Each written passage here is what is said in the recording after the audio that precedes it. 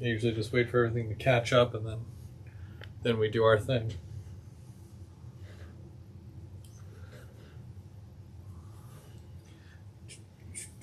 Is that zoomed? That looks like it's zoomed.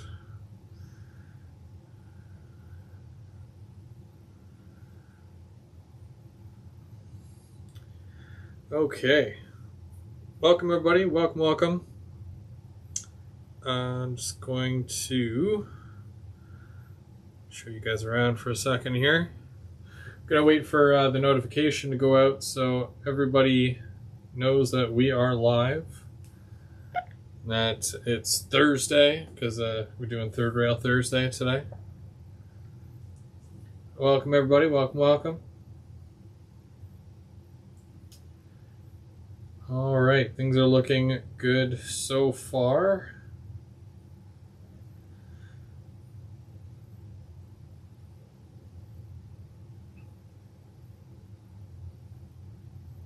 Let me know if you guys can hear me.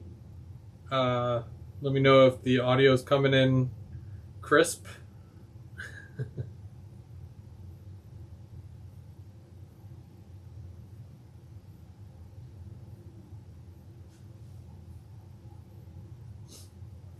Hopefully everything's working okay here and everybody can hear me.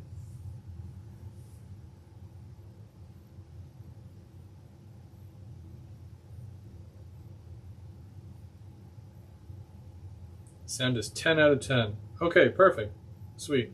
Thanks, guys. Okay. So, wow. Squeaky, whatchamacallit? Camera. How's it going, everybody? I'm Go Here, Go Home. And it's Thursday. That means we're doing Third Rail Thursday today. So basically, if this is your first time here, I just want to let you guys know that every Thursday there's a group of us.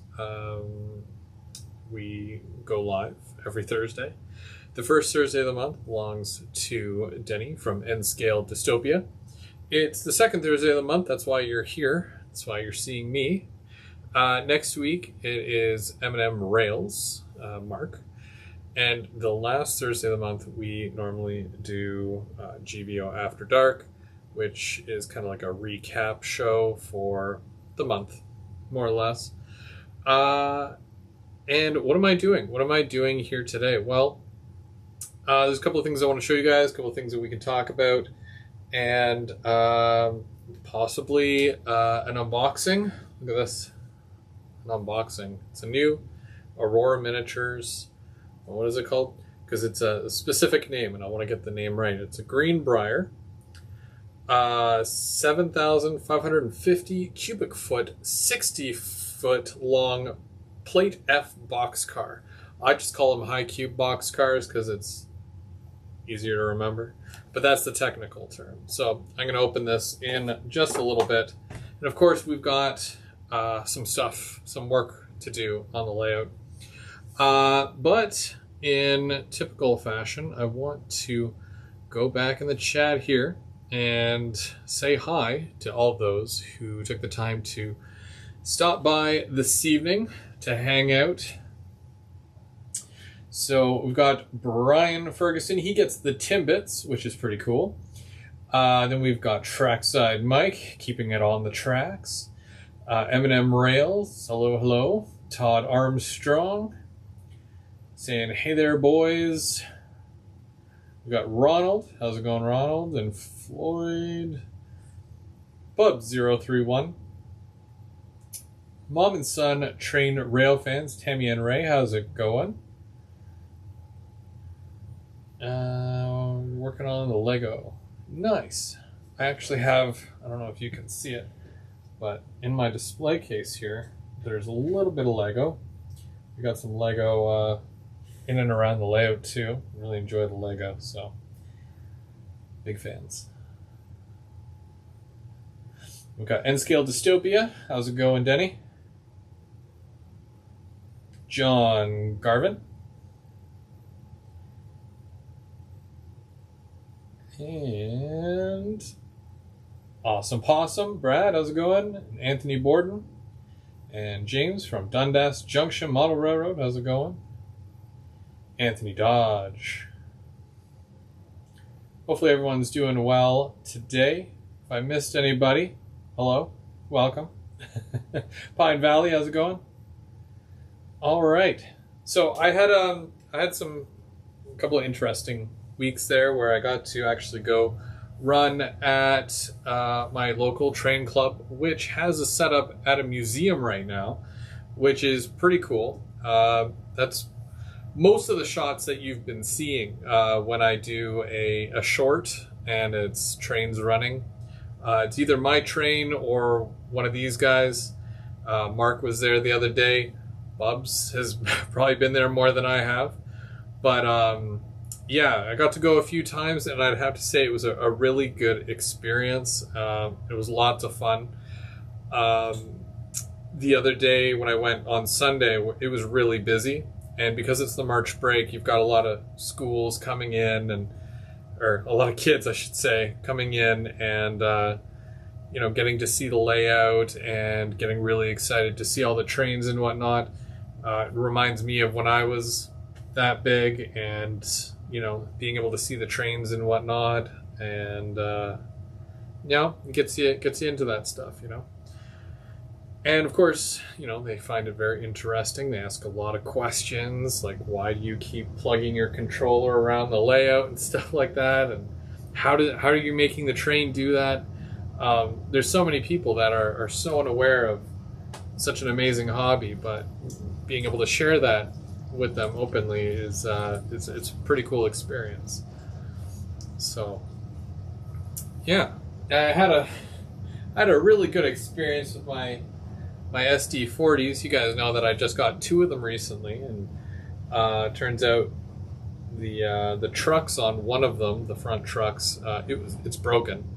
So yeah, that was the first time really getting to use it.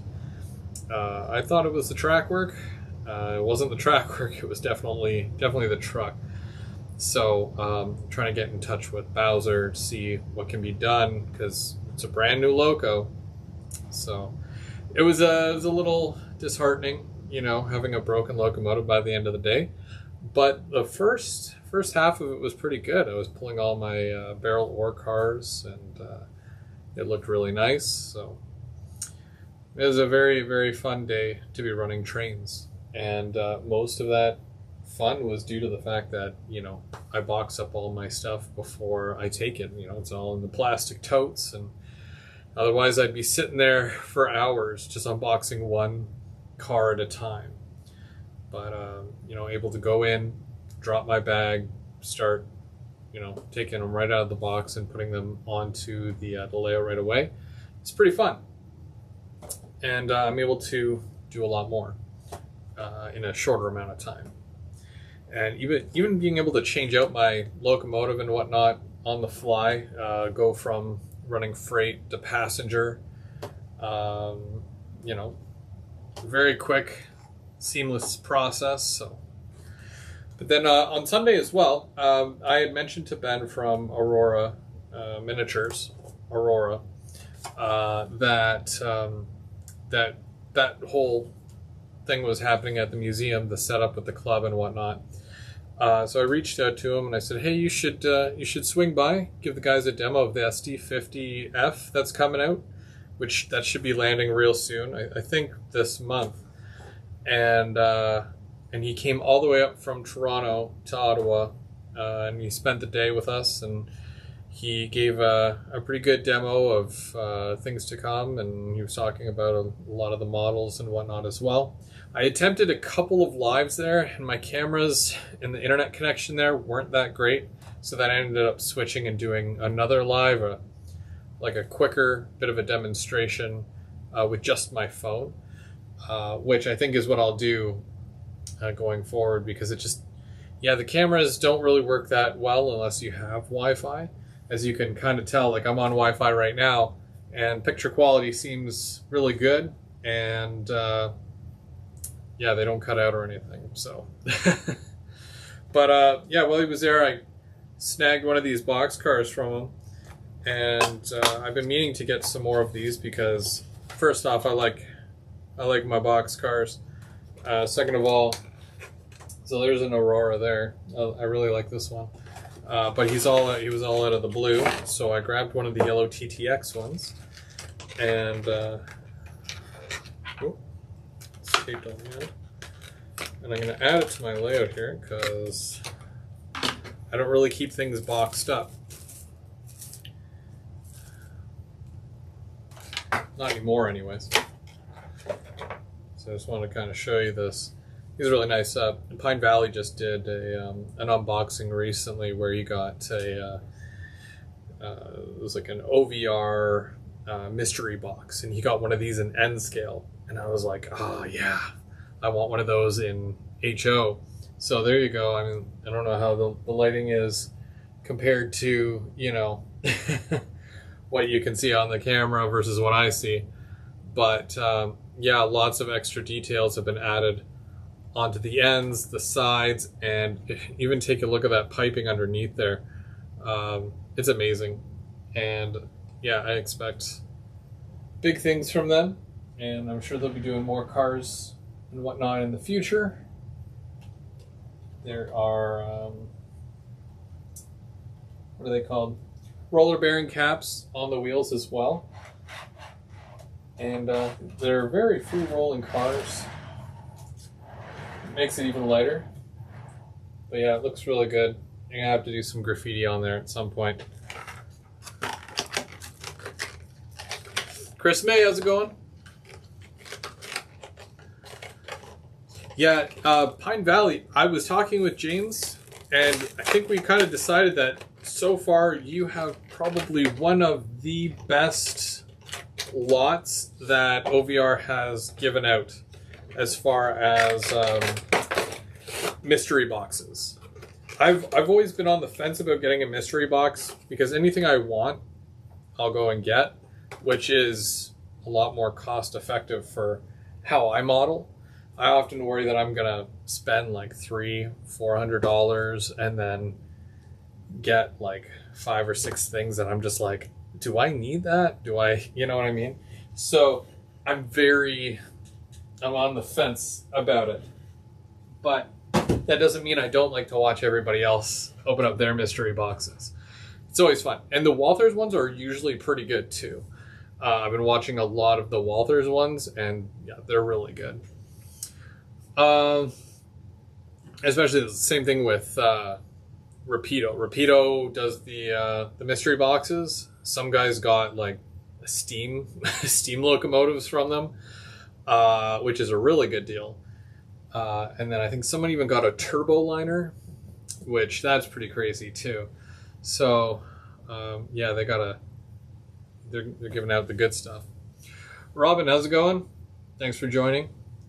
So yeah, that's been, you know, last couple of weeks for me. I went twice this week.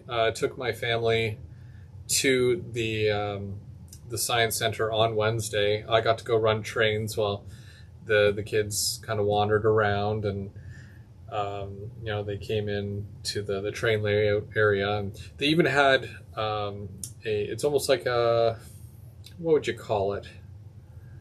Like a checklist, and you go through the checklist, and there's like a little picture, and you have to find that on the layout somewhere, which is pretty cool. Almost like not a hide and seek, but I don't know, something like that. A search and seek. I don't know what you call it, but it's fun because then you see the kids walking around with little binoculars, looking at the layout, trying to find all these little scenes. You know, counting the cows. How many cows are on the layout? So that's really fun, and it's interactive, and I know the kids that went, they really enjoyed it, that got to see it, so pretty cool. Okay, so let's go work on the layout, because why not? That's what we're here for. Alright, so I'm just gonna go on over there, on over to the layout, and we'll talk a bit about what we're doing.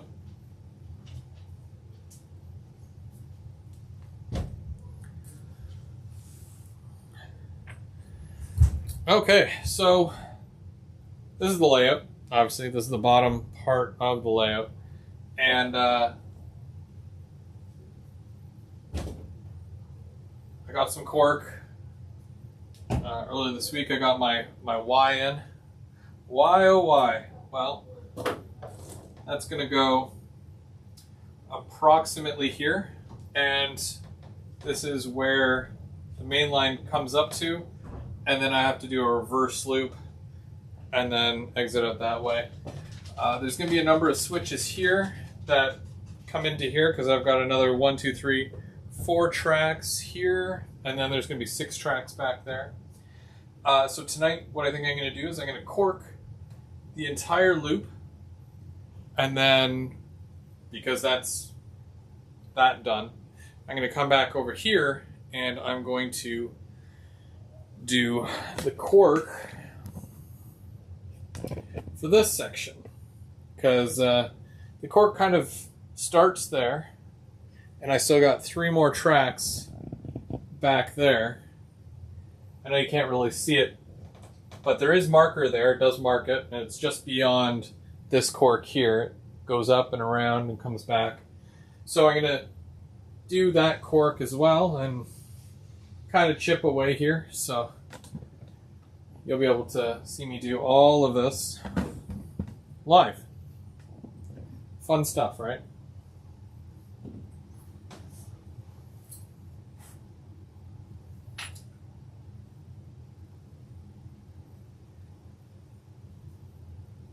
Yeah, so with the bench work, the main part is probably about from here back, and then this section floats. So I can, you can stick your stuff underneath here or whatever, and it's pretty good. Obviously legs throughout, and then I added, I don't know if you guys saw my layout update, but I was also able to add another piece of backdrop up there. Mind that I have to cut where the 2x4 is, right there basically. And then I just need 2 more pieces.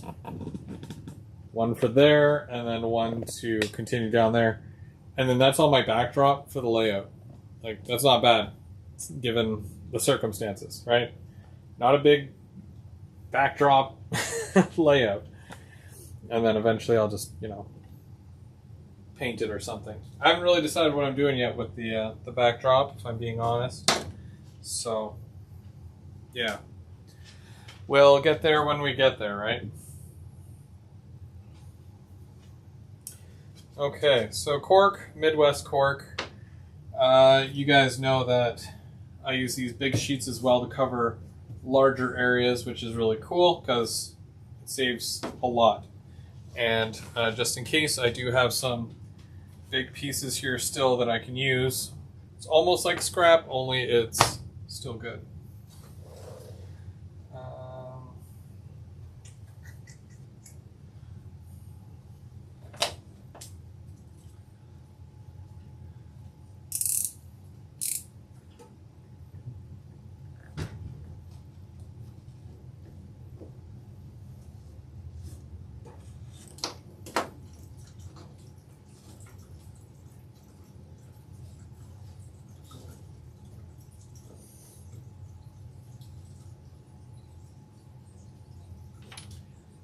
Using some push pins here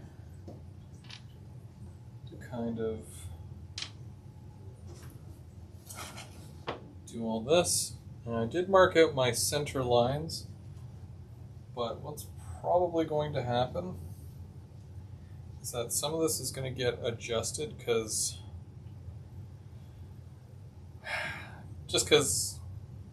of the size of everything here. There's some stuff that I don't want right at the edge, and I didn't really account for that. So I'm just going to change certain things here and hope for the best. But for the most part, I'm going to be following the lines. Now, I'm not sure if you guys do this, but I use wood glue when it comes to my cork. It dries really quick,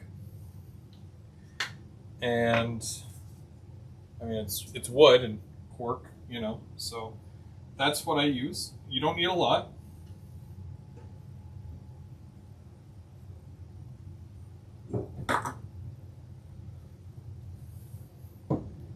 But typically,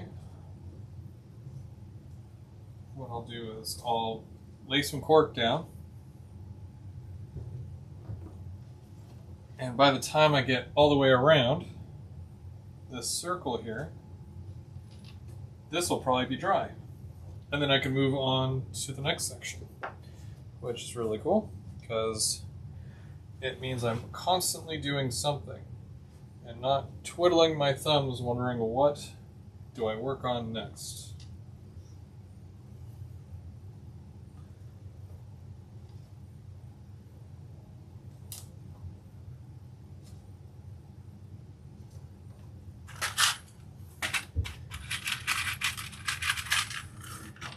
So the thing that I'm going to do first and foremost is the inside. So I'm going to go right around, shaping the inside of my my whole circle here. Now the other thing over here that I wasn't thrilled about was being super close to the backdrop either. There we go.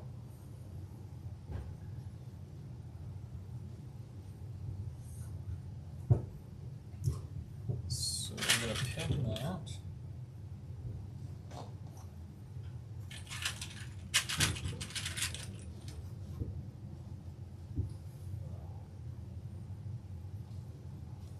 If anybody's saying, no, don't use the wood glue. How does he know where the... There's I know you can't see it, because even here, there's certain markings. I mark out everywhere where my track is going to go, the center line. I wonder if I can show you here.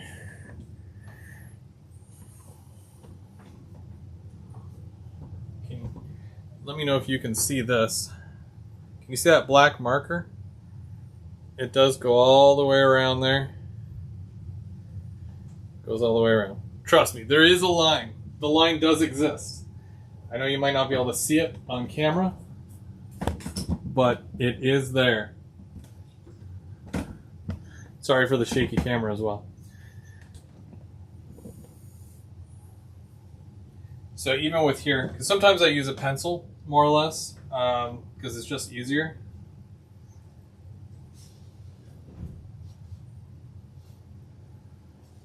So I've made my guidelines, and now I am following said guidelines.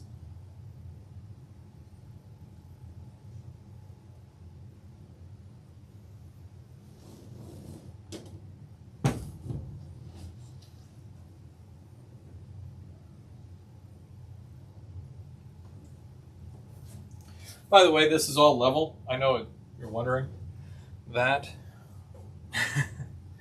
It is level.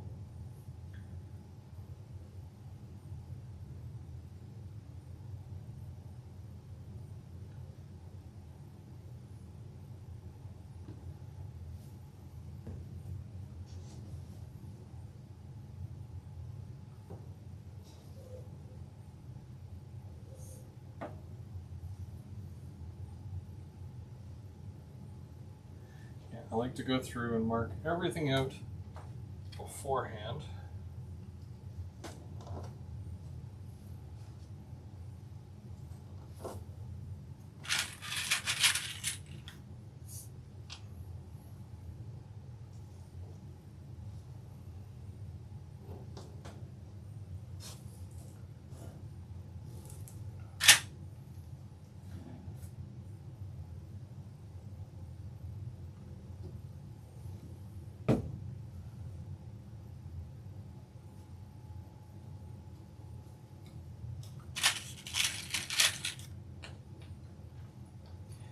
Also, once this part's done, I'll be able to add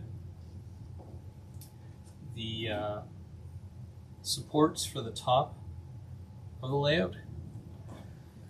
And that'll be important because then I can add the lighting for right above here, which will be need it at some point here, I think.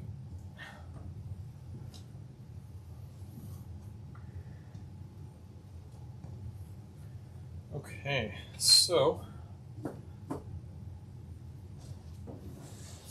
now the only thing that I don't know is where the switches are going to go here that come off to go. I've got 3 tracks here and 3 tracks here. So once I have those in, I'll just pick where they need to go, more or less, and then I'll place them accordingly.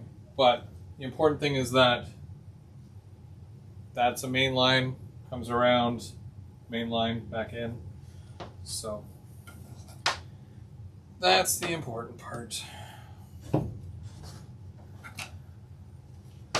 So I can continue this piece here, and it goes right up to that there.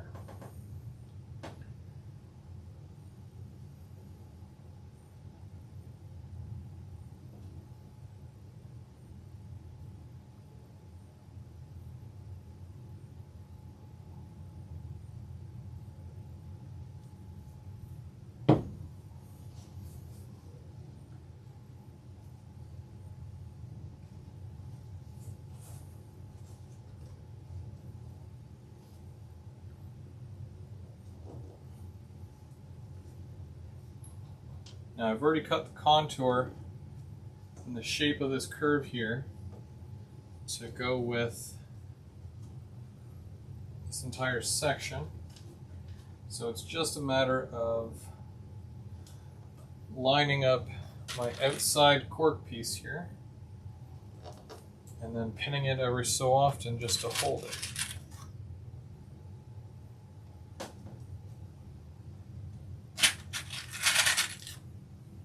I wanted to make sure that I pre-marked everything ahead of time because, you know, it can get very tedious watching something like that.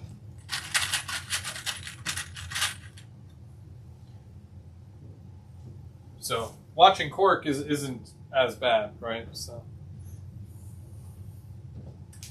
I started a piece from here and I ran it that way. Gotta make sure your slopes go down on the sides.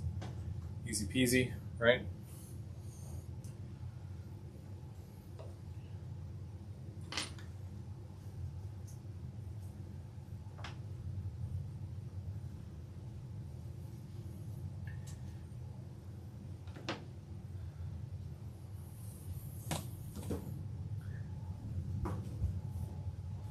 And as I make my way around here, you'll be able to watch.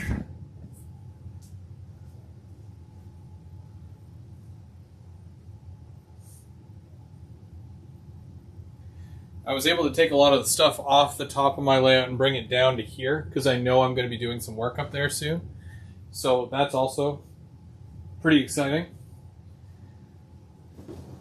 As I get closer to building the helix and all that.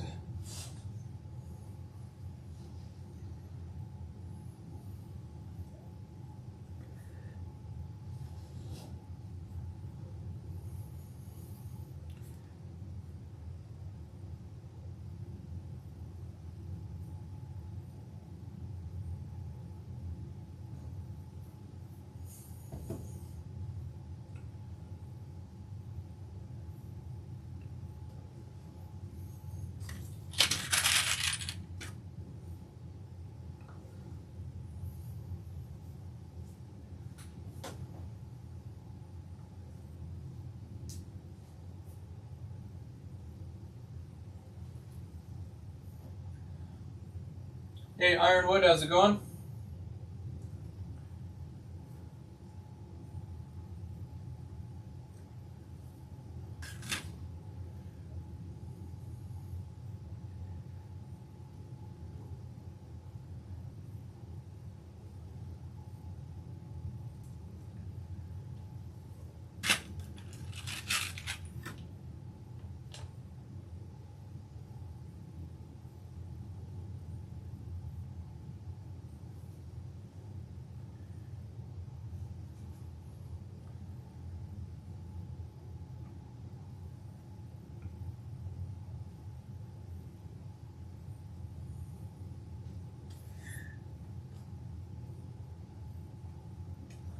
Now, one of the fun parts about all this is using the templates for my radius making devices, like this one here.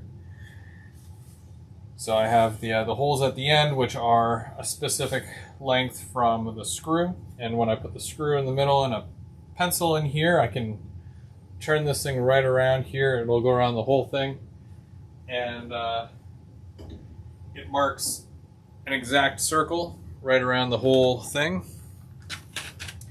And that's usually how I get my different radiuses. Because on my other one, which I don't know where it is right now, I have so many different sizes of radius that I've marked on that. And it goes right up to 35 inches from, I think, about 28 or 29.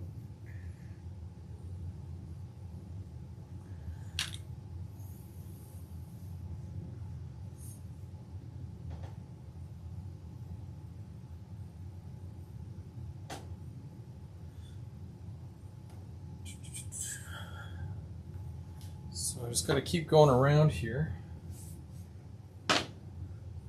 Bring this back a bit. So this one here that I marked out, it's 29 inches, which is not bad. A 29-inch radius, I can do auto racks, I can do passenger cars. Those are all the big ones, right? And it's a long swooping curve right around this whole thing here. So I think I had started a little bit bigger, but then getting around this was an issue, and I need to make sure that there's enough space in between here to walk. If I had a bit more room this way, I could have definitely done it, but 29 is good, because I think that's roughly what I had on my big rounded section on my old layout. So 29 inches, yeah, that's fine. So that's what I did. And there's still lots of sawdust on here. When you thought you got it all, but then you didn't. So, guess that happens, huh?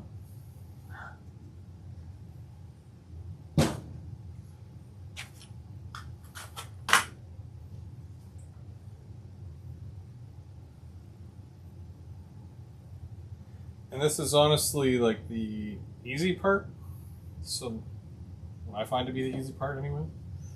Because all you're doing is following the lines. Connecting the cork, pinning it, gluing it.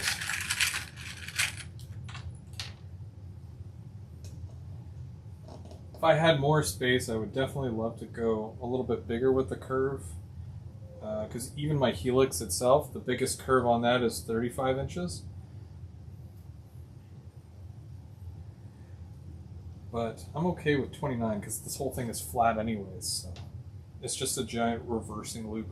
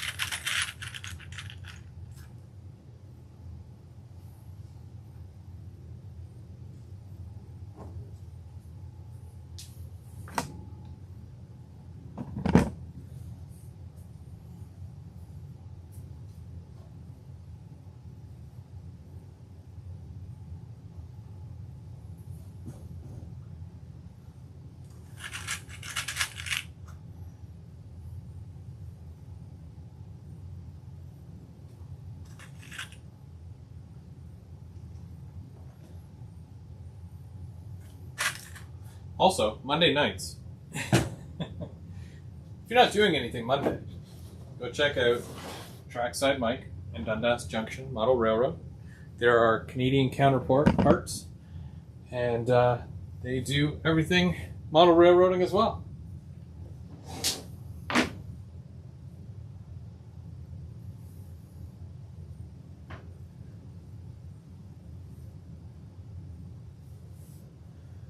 So I'm wondering if I should go that way and then just meet at the back there. That might be the easiest thing to do.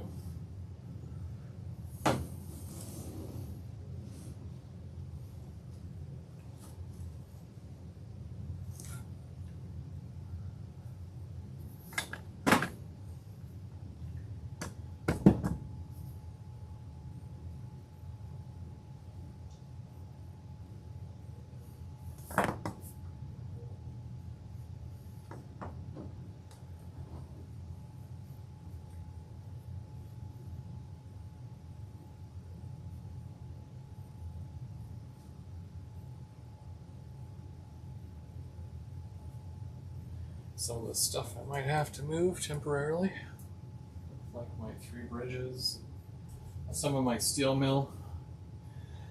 Still wonder if I'm ever going to get to use any of these steel mill buildings.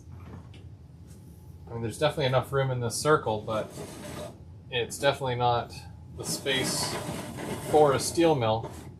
Well, it's not going to be a steel mill. That's all I'm saying. But you never know. Maybe right above it. That'd be kind of cool. So that has to go that way. I just hope I don't want to have to get up on the layout.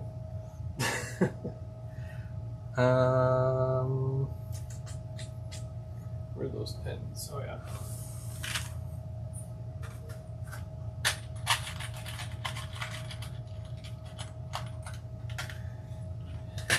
And of course, this this whole section here, all the switches are going to be in arm's reach. So I also don't have to worry about, you know,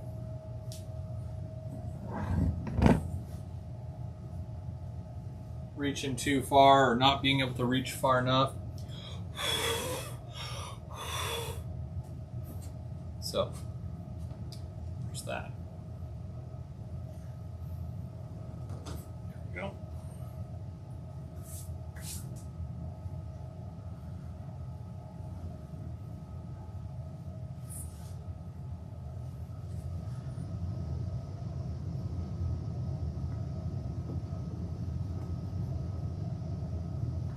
Except for trying to glue the cork. Never enough arm reach for that.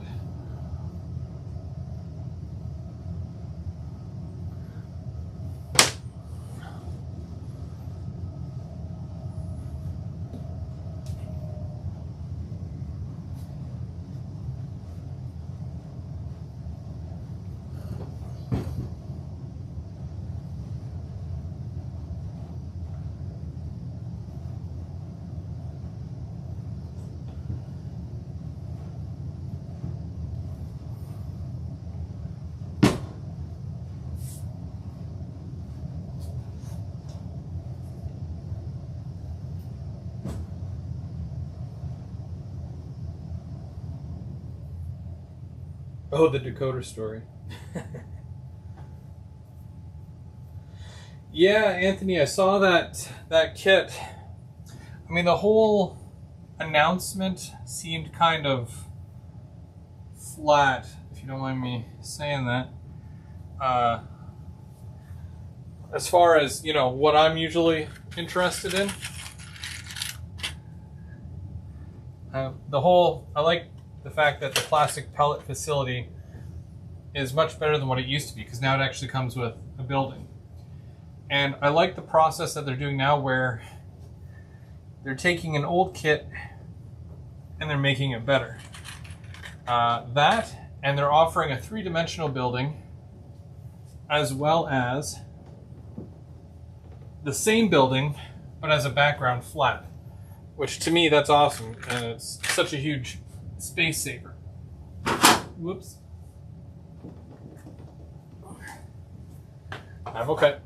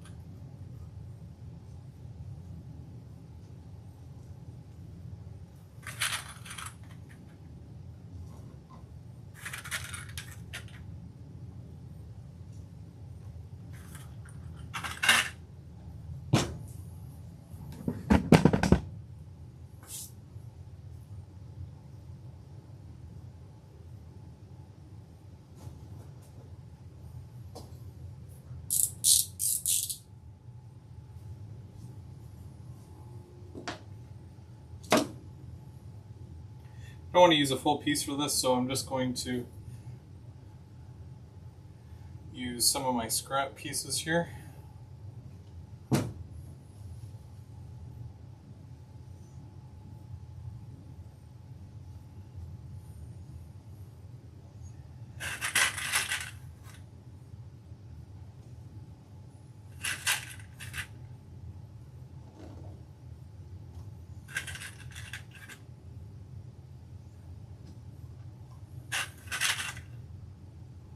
Actually, I don't think I have anything smaller than this, but I'm going to check.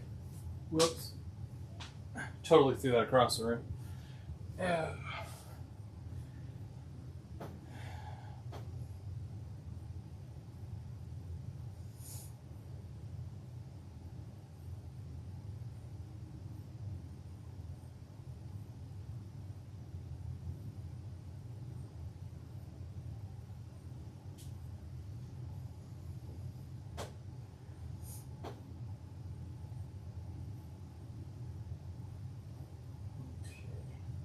I don't have any smaller pieces than this, so I'm just going to cut it.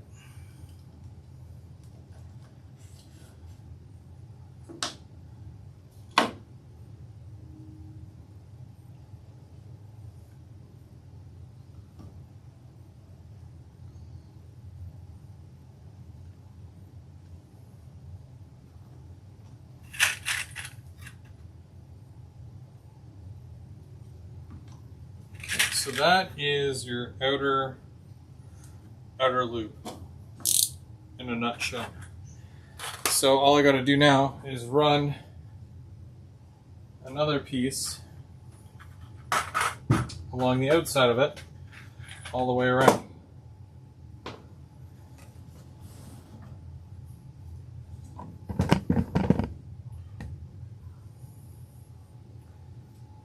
Sounds easy.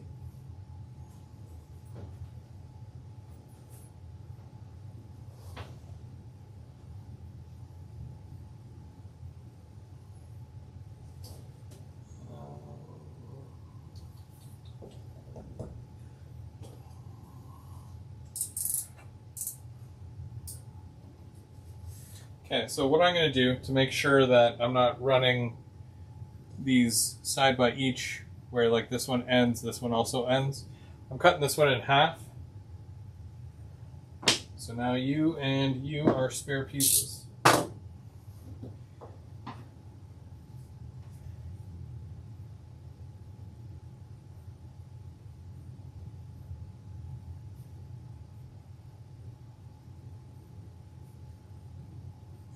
Run a bead of glue right along here, and then I'm just going to do a couple of pieces here.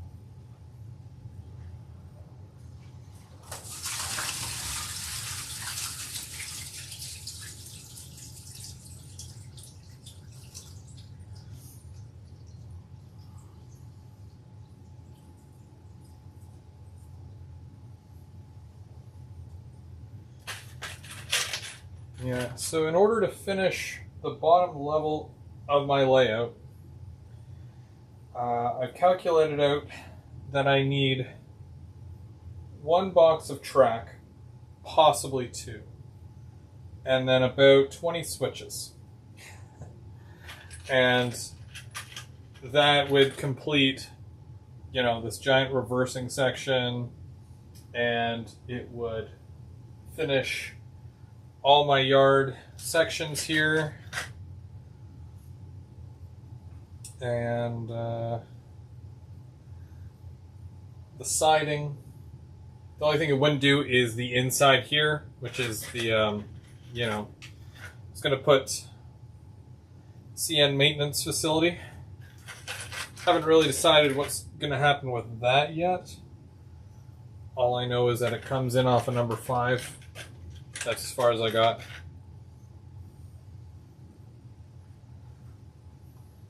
But it's a start, you know.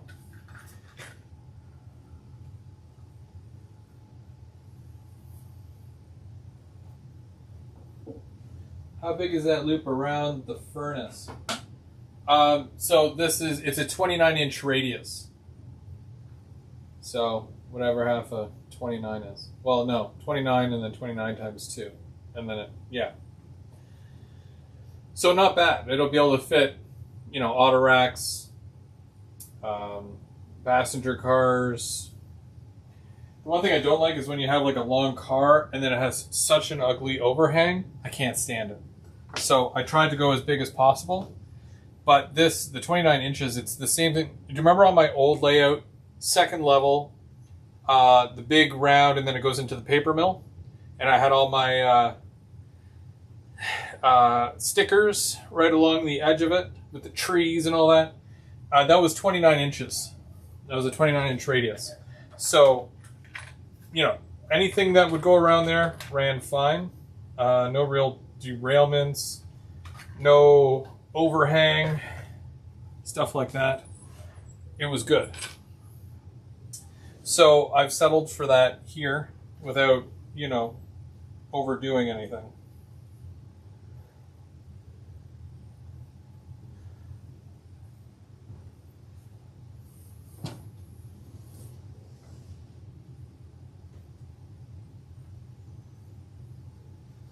It doesn't need to be the biggest loop, it just has to work. And for me, 29 inches, it works.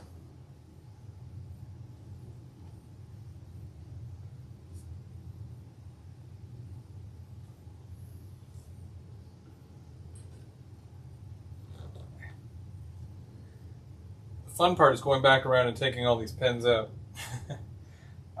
You know, it is what it is. But I do have some other pins that I'm going to grab as well, because I'm all out of the big push pins now. Fun. I have to use my ugly ones now.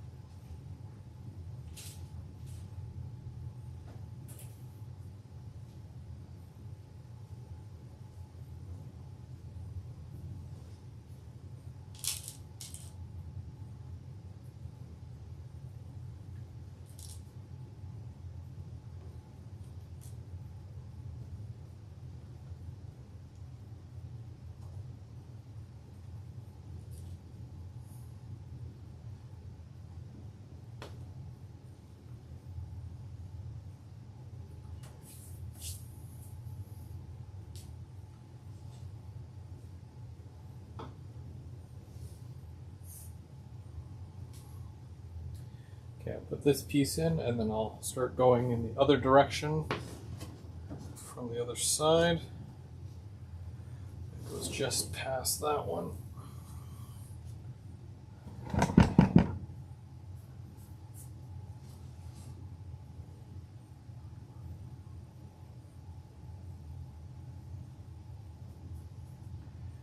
I find that with no more nails, and a lot of people say, oh, do no more nails. And that's totally fine, because yes, it does work.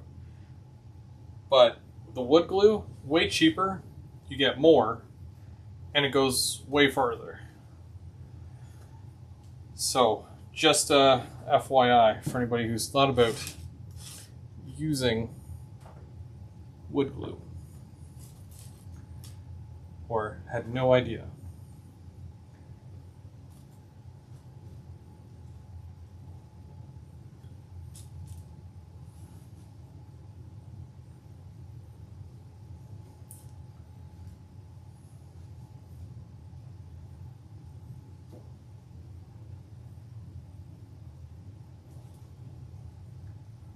These pins suck. I hate using them. Hurts my finger. Okay. We'll get this done. You know, I've been sitting on this for like a week now. I'm like, I want to save this and do this live. And, you know, that way I have something creative to do. and you guys can watch me do it. It's a lot better than watching me do wiring, right? Wiring, it's like, forget it.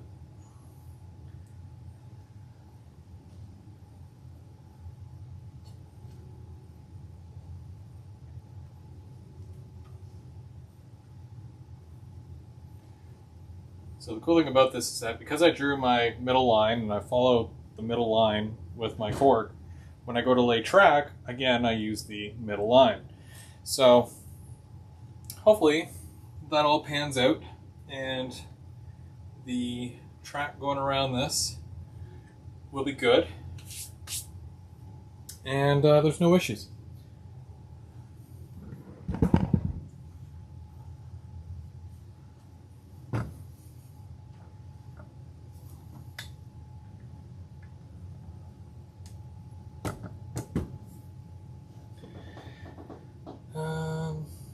Show us your napkin. We want to see where the switches go and what numbers you're using. A napkin?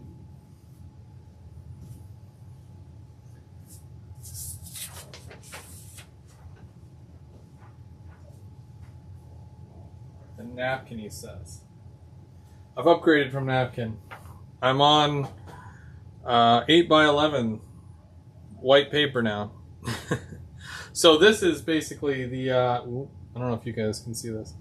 This is the general shape of what's going on here. Some of this is going to change. For example, I've got the Y here, which I showed you where the Y is going. And then I've got 3 switches and then another switch. And that's all supposed to be along here. But it's probably not going to fit that way.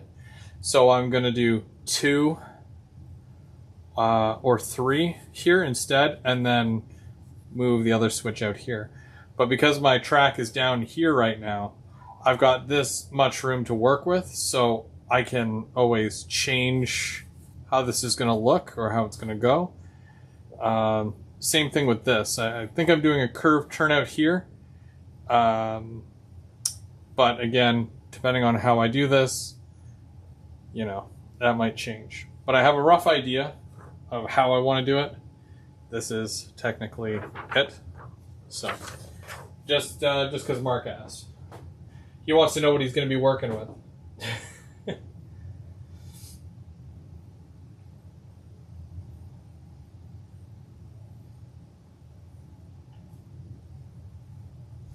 ML, medium left. That's how I do it. So, with code 100, it's small, medium, large, and then either left or right. So most of mine are going to be medium lefts or medium rights. I've added a large left that is for the station. And then CL and CR, which is curved left and curved right. Medium. Yeah. So code 100 is different than code 83. Code 83, it's number 4, number 5, number 6, number 8. But code 100 is small, medium, large. Go figure, right? But a number 6 in code 83 is the equivalent or pretty much the same as a medium in code 100. If anybody else thinks otherwise, please let me know. That's just what I find. So don't tell me differently, because then I have to start over. No, I wouldn't start over. But done that too many times already. But you know what I mean. It's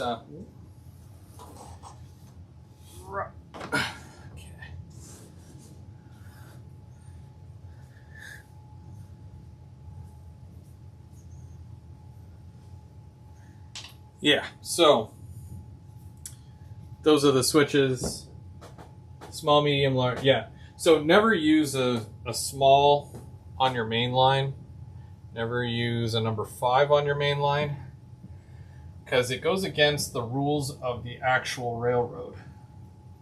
That's why if I'm using a number 6 as my smallest, or a medium, it's a lot closer to what you could see on mainline. But I mean, even actual mainline is usually closer to a number 8 or a number 10 in most cases. But when it comes to like yards and stuff like that,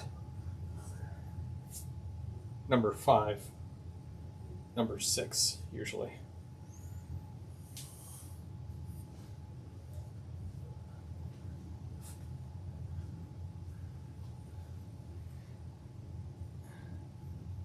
I can get away with certain sizes just because of the stuff that I run, but it's not always going to be cut and dry. Some switches, when you go over them and you have a 6-axle locomotive, you tend to have to go slower, I find.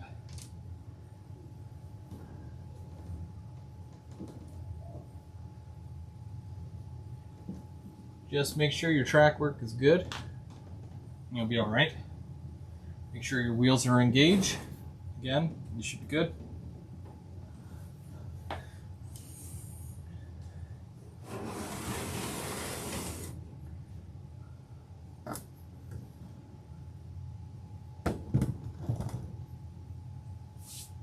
And I've got sawdust all at my arm. Should be good. Ooh, kick the camera. Not good.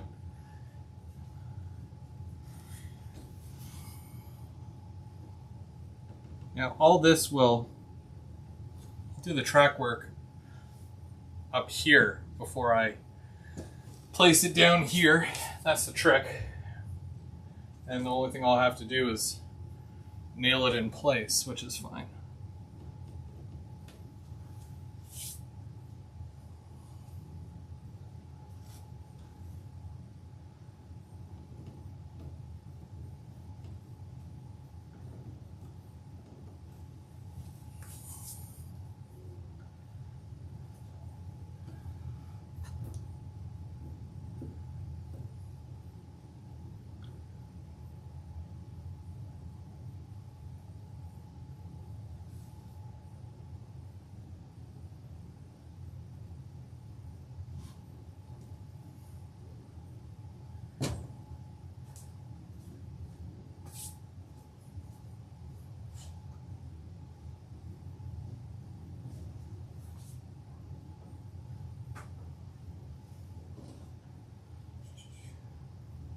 There's rules?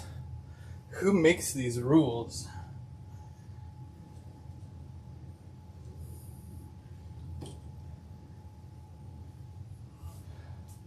I mean, to an extent, I find that it's important to follow certain rules with this, because then you have less issues, right?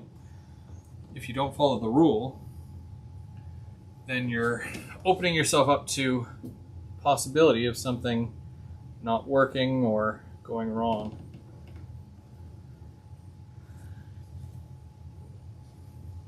Oh, and I got glue on me. Oh, jeez.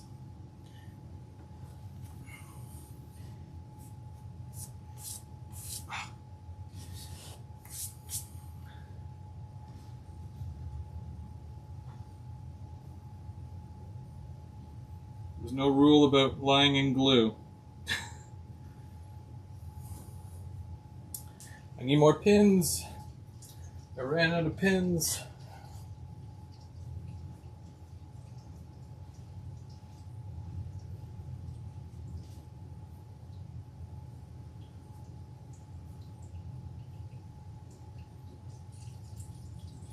Do you soak your cork before you lay the curves, or do you use it dry? I do it dry.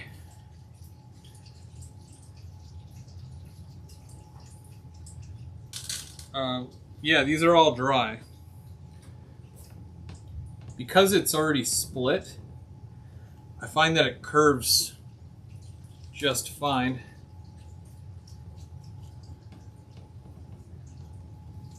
So there's no need, well, I didn't find there to be a need to soak it. Which I've never really heard of anybody soaking it. But even if, oops.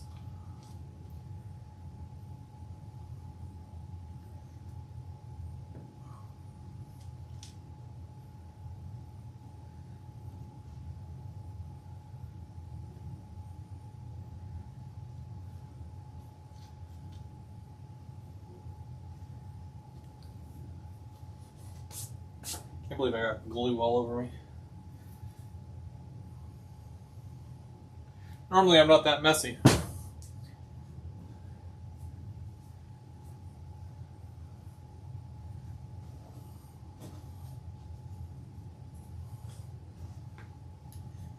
think I just need the little piece.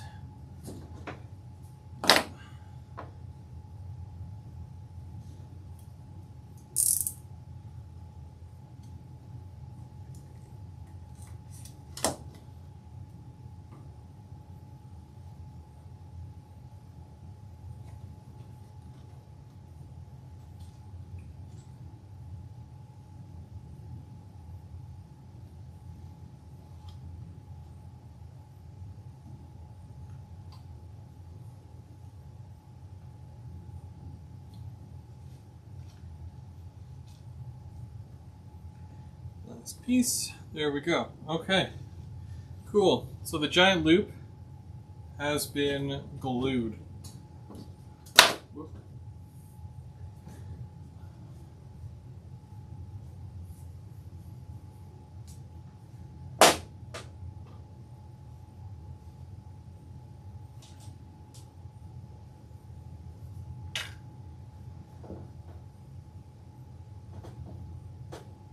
One of my hobbies is fencing, and EP is my weapon. No right away in the rule. Well, we can't go there. That's how we bend wood, soaking and steaming it. Yeah, I've seen that. Thought it was wood, soaking and steaming it. I thought it was wood. It didn't bend. Oh, did somebody make a bad joke? Oh, jeez.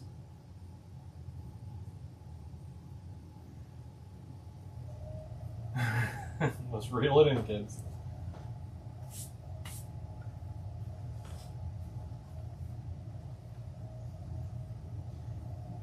Yes, let's tread on the side of caution. I enjoy a good joke as much as the next guy, but in the off chance that my children are watching.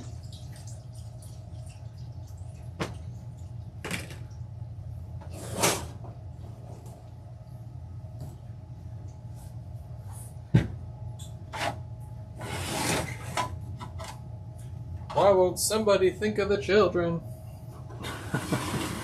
Okay, so here we go. So that's all good. I'm going to leave that going around. I'm going to come back, I'm going to take those pins out of there eventually, but we're going to move over to the next section. I'm going to show you what we're doing there. I just got to kind of move stuff out of the way here. Whoop.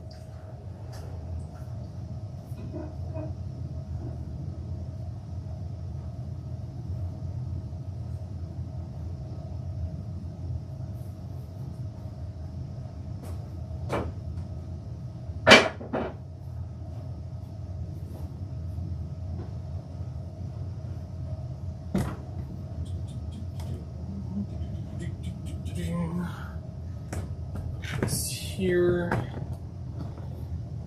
It's always better when you have more light, but I do not have that much light. And it's worse in the daytime because the sun comes through this window here and then it makes it too bright. So, darned if you do and you're darned if you don't, more or less. At least that's how it seems.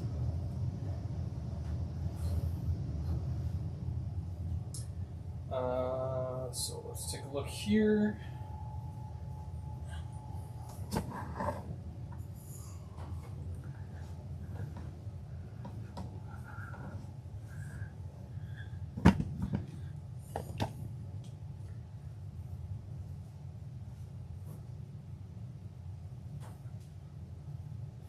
So this is, we're going back to the phase 1 here on my yard, which is closer back towards the station.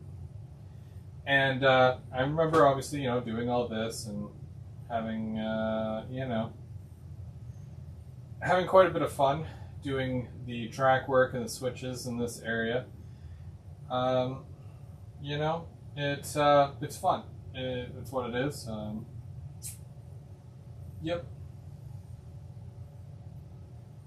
What is my bench work height?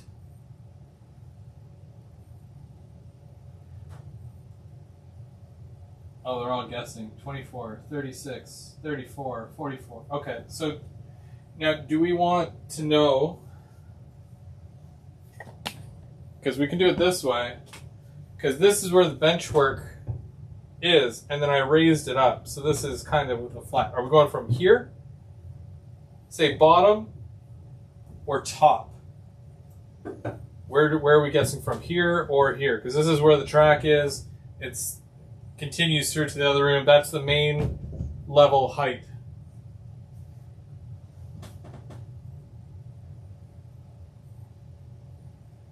I think we should go from the top where the track is, if I'm being honest with you. So, right here, because this is flat land.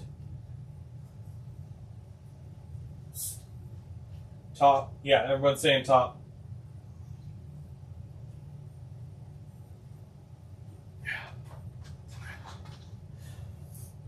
I don't even remember, if I'm being honest. I think my legs are like 30 inches. So, yeah, it's 30 inches to here. And then we've got exactly 34 inches right to the top. So if anybody said 34 inches, winner, winner, chicken dinner.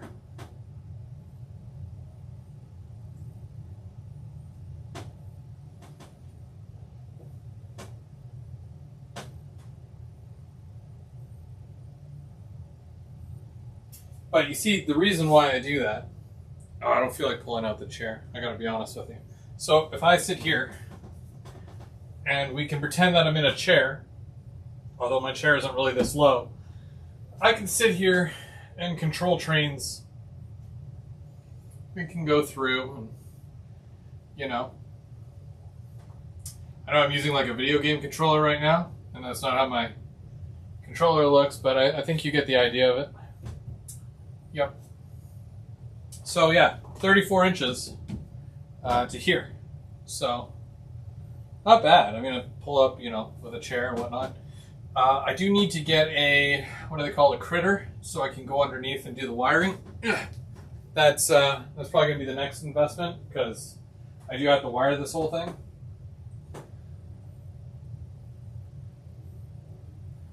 Oh yeah, I do have to finish that yard office.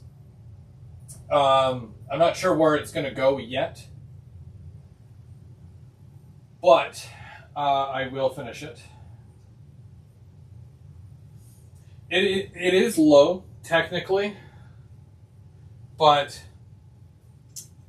I mean, I don't mind coming here and sitting here in a chair and just watching the trains go around, or, stop at the station. And then the top height, so this one up here, which it's probably that's chest height for me. So the top is, I think I measured it here somewhere. It's about 55.5 inches. So the top section here, 55 inches.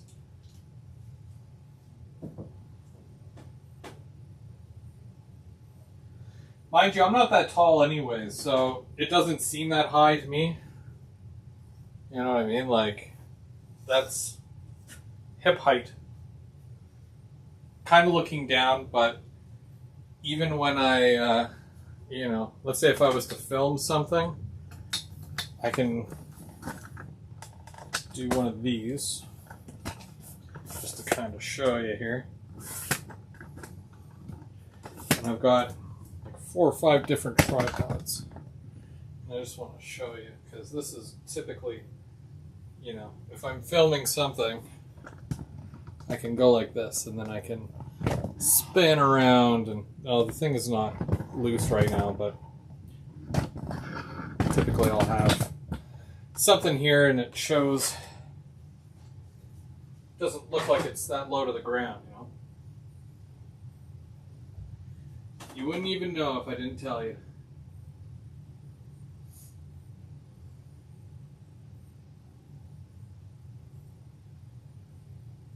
Yeah, no, I'm definitely going to be leaving my high heels off when I'm running trains, for sure. I just dropped my box of cork.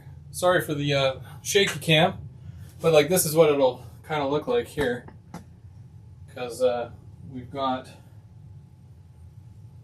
the hardboard, and then trains roll through, more or less.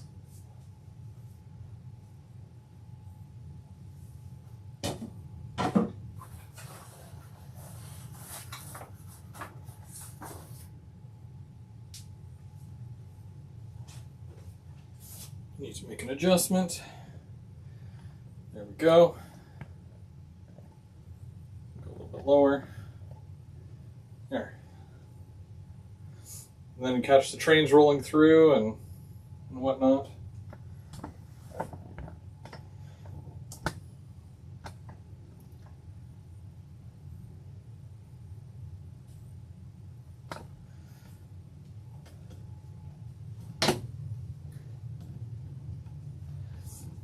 Again, you'd never know if I didn't tell you.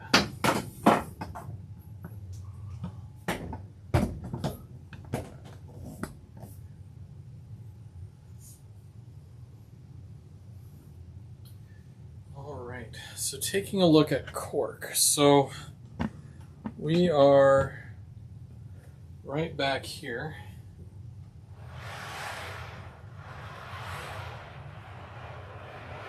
My boxcars have started to come out onto the layout, as you can probably tell.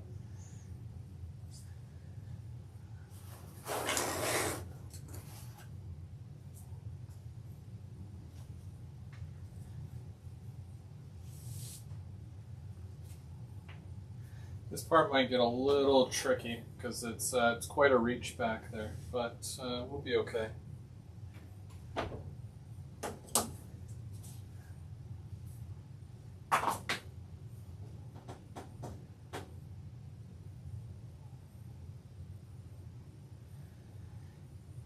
Yeah, like this view here, like the bird's eye view kind of thing, that's strictly just so you guys get an overview of what I'm doing. But when I typically run so that, like if I'm filming something, it's always right up close. So I hope that it never looks like it's that, you know, weird looking, right?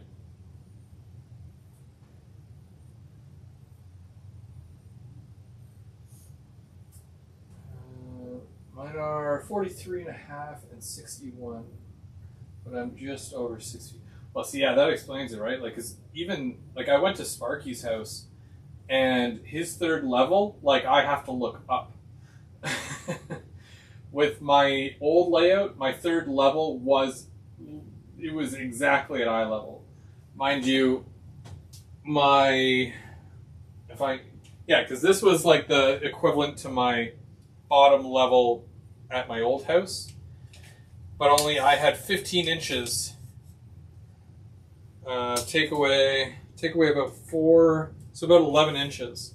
So that's how tall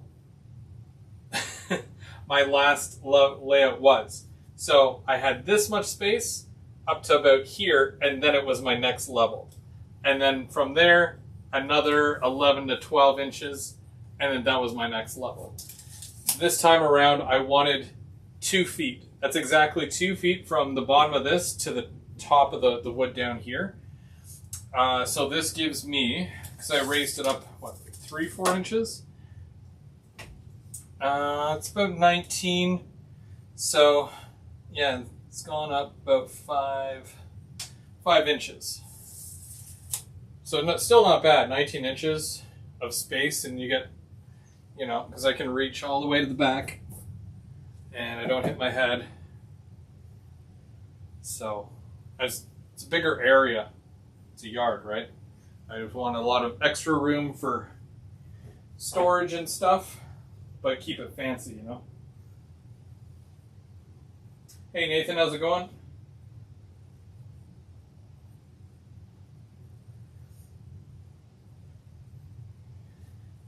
Yeah, I think when it comes to the height of your layout, there's a lot of things to consider. I just personally like to have it, like my bottom level, lower. I like to be able to sit in a chair, like, you know, sit in a chair at it, and then just watch trains go by, or sit in a chair and, you know, work on things. You know, that's just what I prefer.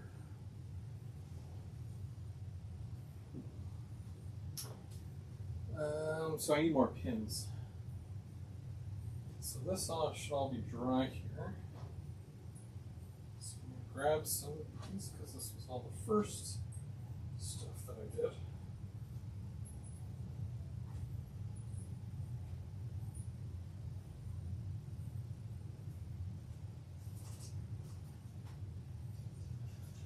Okay. And I've got a couple of switches here, but they're not in place yet, but they're kind of where it's going to go. So for here, I need a left hand, and then that splits into two. Same thing with right here. This is going to curve up and go up and around. And then, because this goes into two tracks, this one just continues along and it goes all the way to the other side. This one will break into another two tracks, so it gives me a total of three just for this one.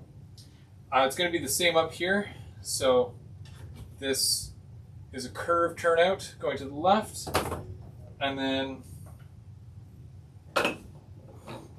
this will also go there, split into two, and then this one is going to go along all the way to the back.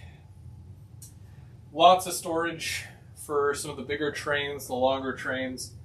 And I marked out the radiuses, the top one being about 32, 30, and then 28, giving that 2 inches between each one. And then these ones here, I have it covered up now, so I don't remember, but that one's pretty big. I think it was like, what? I think that one's 35, 33, and 31 for those, that curve. And then same thing with this one here, big curve so that I can run my passenger equipment side by side and then nothing rubs all the way around here. And these ones were pretty big as well. So that's out of the way. Let's lay some cork.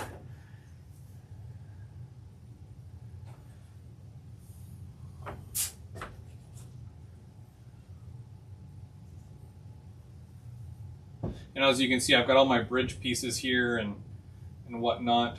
I'm really excited to start adding stuff like that because it's one of my favorite things to do is scenery. Whoops. No! Should have just moved it out of the way.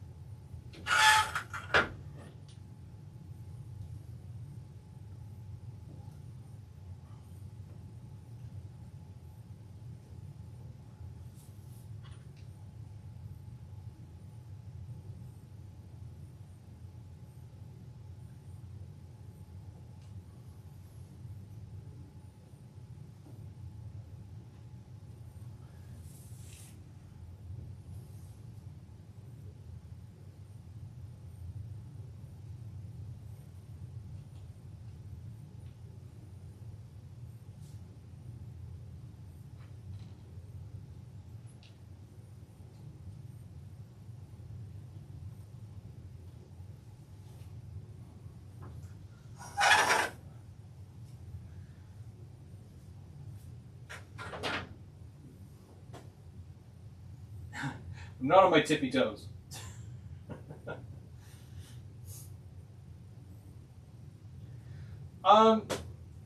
Yes and no. I'm a little well, I was disappointed that I had to take the old layout apart. But, you know, looking at the positive side of things, you know, getting to build another layout, getting to take what I've learned from the old layout and applying it to this one. So, it's not all bad. Try to look on the bright side of things, you know. Also, all those times where I was like, you know what I'd do differently? Well, now I can do those things. For example, the whole Code 100 thing. First thing I said was, I'm going Code 100. Not that I have a problem with Code 83. I'll probably use it again in the future. But I just knew that I wanted to go back to Code 100. Although Pico. I used Atlas Code 100 in the past, like, you know, beginner days. And then I saw how realistic the Pico looked, and I'm like, okay, well, let's do Pico Code 100.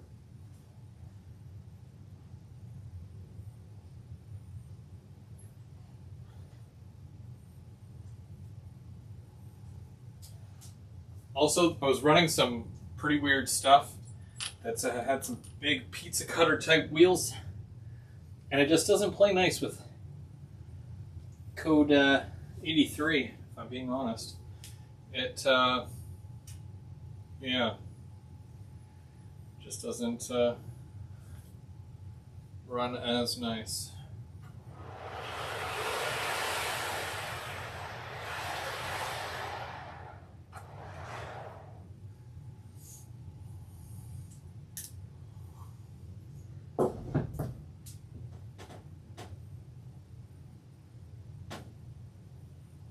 What is the depth? So like from the edge to where? To like my third track here? Or right here?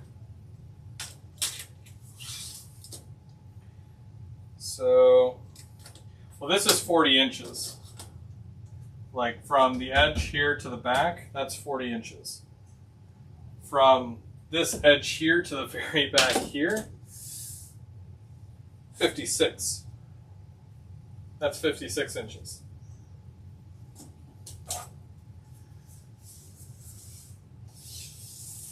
So, I know some people are going to shake their head and say, Chris, why did you make it so big?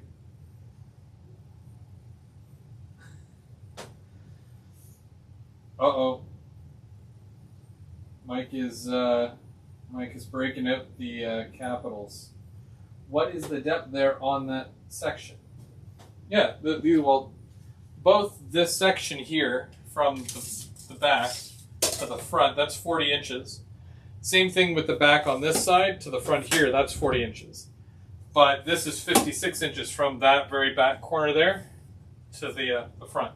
So it's only 40 inches from backdrop to the front. 40 inches.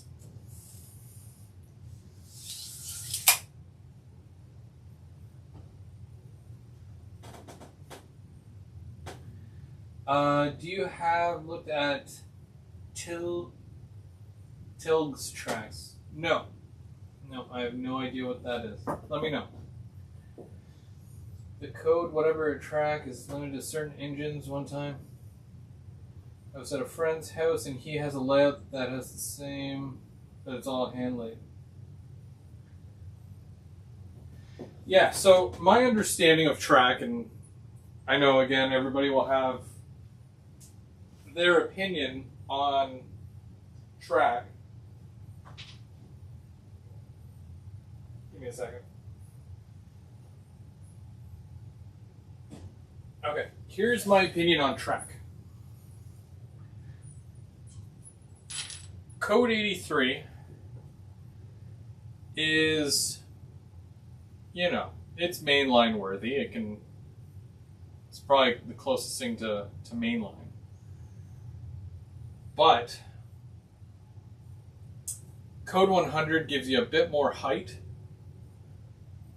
and it just looks nicer when the trains are coming around those corners, and it's like you got the super elevated curves.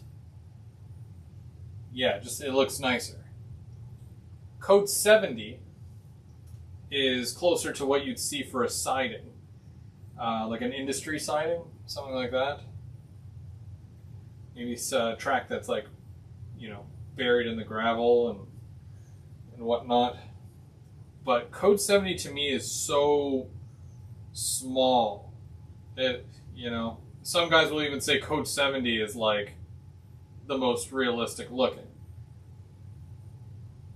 And I think everybody at the end of the day will have their, own opinion about what looks good, what looks accurate, blah, blah, blah. But in some cases, it's just what works best. So if you do have a lot of cars and trains that have a bit of a bigger flange to it, go Code 100. If not, Code 83 is fine. There was a time where I wanted to do Code 100 on my main line, Code 83 on my sidings. But it's such a hassle going back and forth. I think that would be my forever layout, if I'm being honest with you. Because it's a lot to be going back and forth, switching, from one to the other like that. It's more of a pain than anything. But, yeah, that's just what I think. Again, people will agree, people will disagree. Doesn't matter. Everybody, do what you feel looks good. Do what you feel is right. I'll never tell you that you should do it a certain way. That's not up to me. That's up to you. But if you want to know how I do it, then yeah, I can tell you.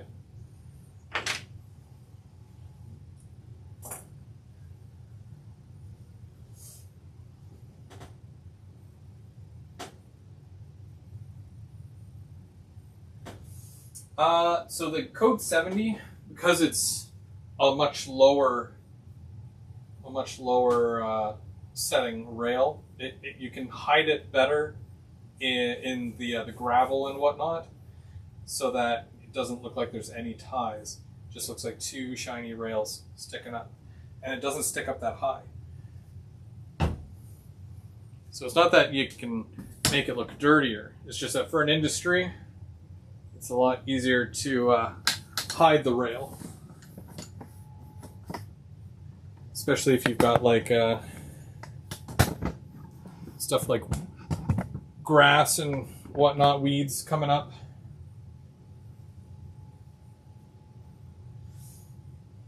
Hey Kris, how's it going?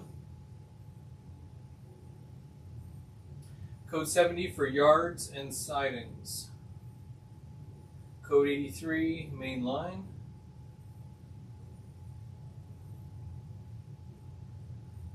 That's one thing I don't think I could ever do is hand-laid track. I have a lot of patience. Probably more than what I should. For most things anyways. So I've been told. Considering the job that I do. But, yeah. So, like, hang on.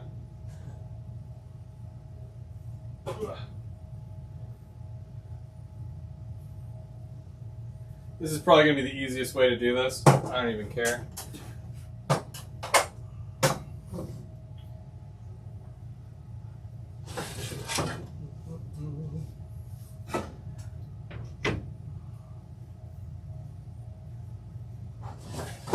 Just need a couple of leaning pieces.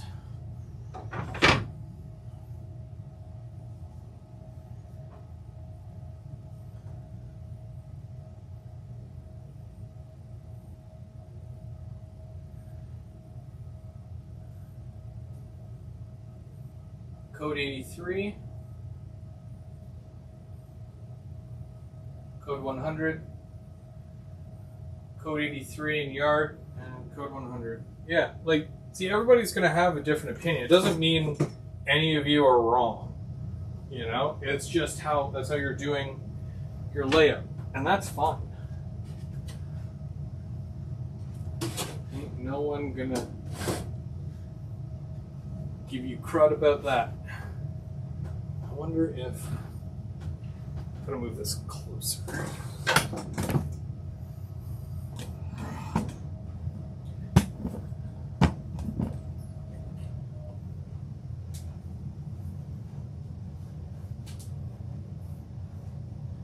This might take a minute because I just gotta I gotta get in here.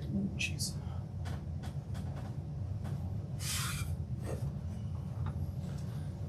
Okay, so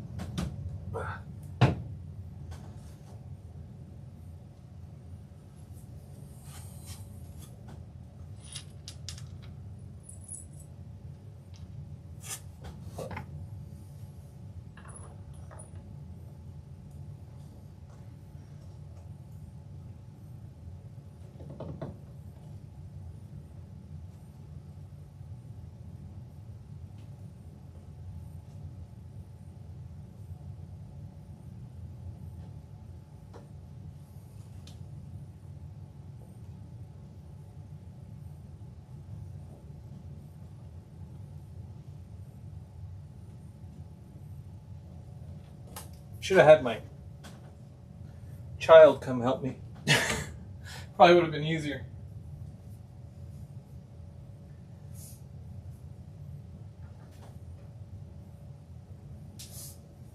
Yeah, now it's the tippy toes.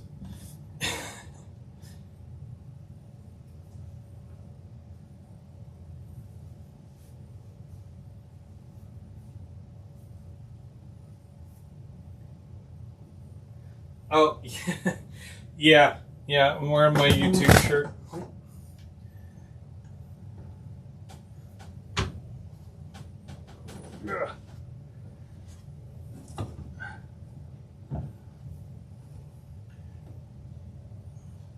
Don't mind me as I shamelessly self-promote myself.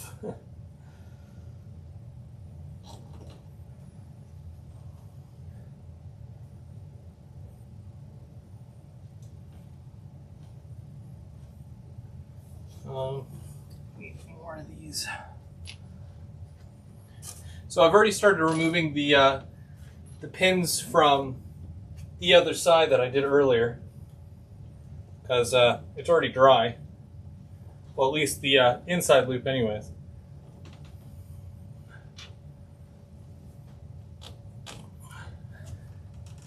Okay.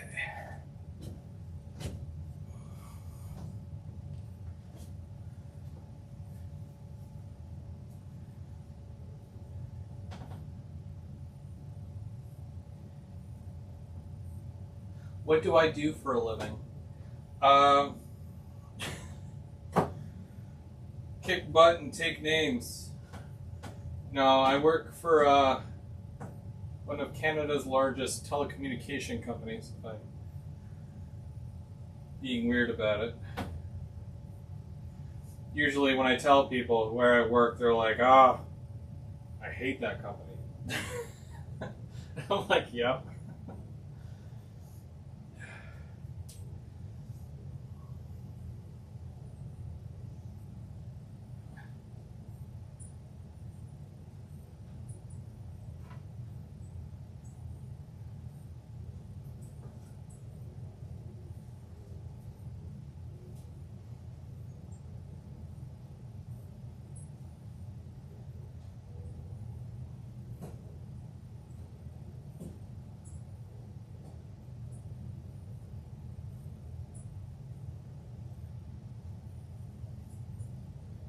The real question is, what don't I do? Philanthropist. I don't know, that's the only funny thing I can think of.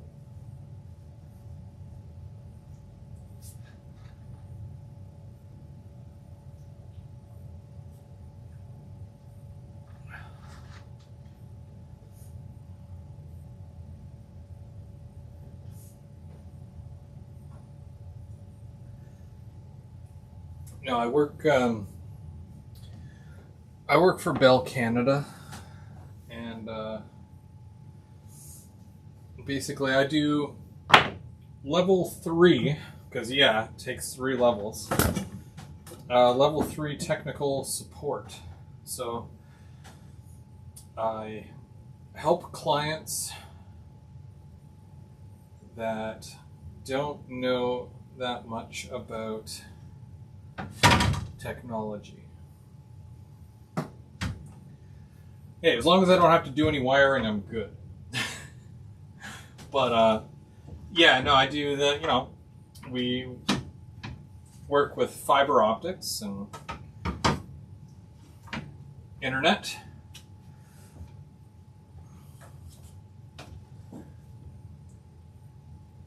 But usually when a client has had a lot of issues,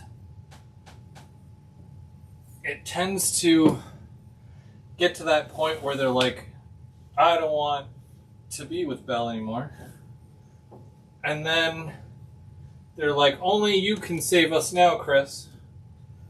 And that's when I step in and I'm like, probably. Probably. And then I fix their issue with a smile. Even though they can't see me. Because I do it over the phone, which is even more impressive.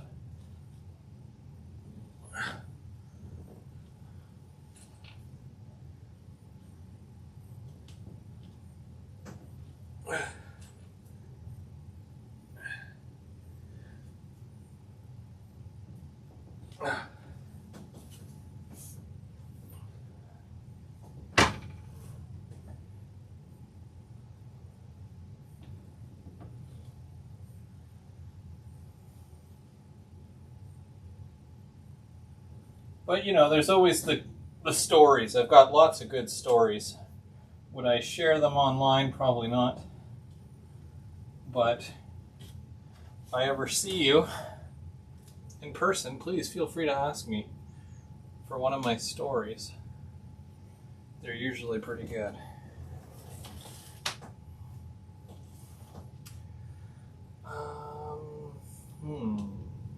Okay, so it's that one that splits into 2. So I just got to make sure. Whoops.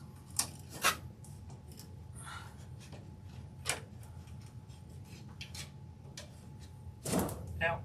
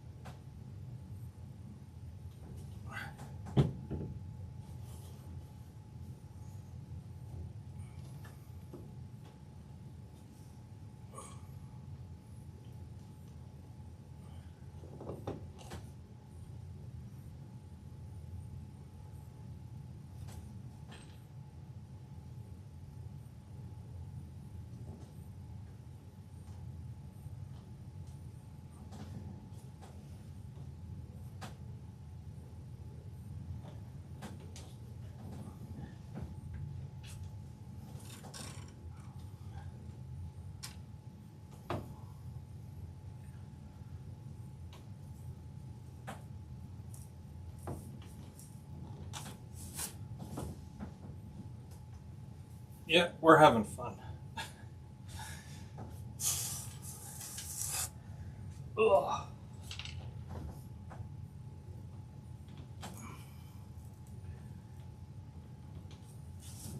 I almost regret putting trackway back here. Almost. However, when it's done, it will be all right.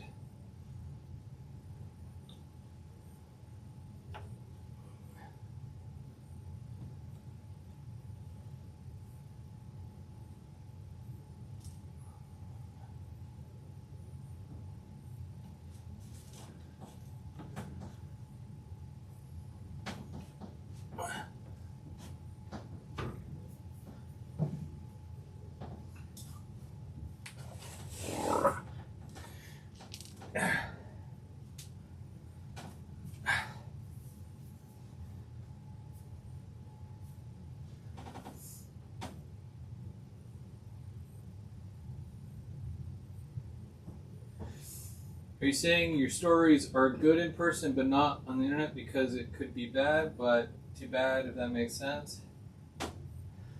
No, I just, you know, work.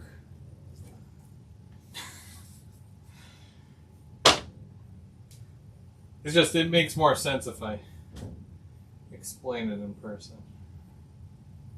It's just silly things, you know.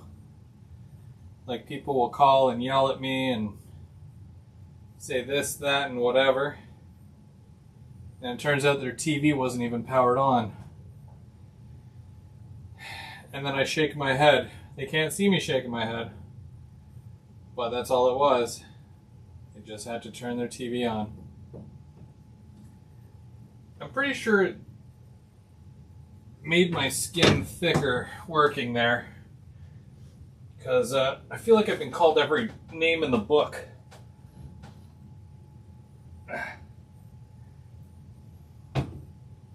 But it's like, it doesn't really affect me. So.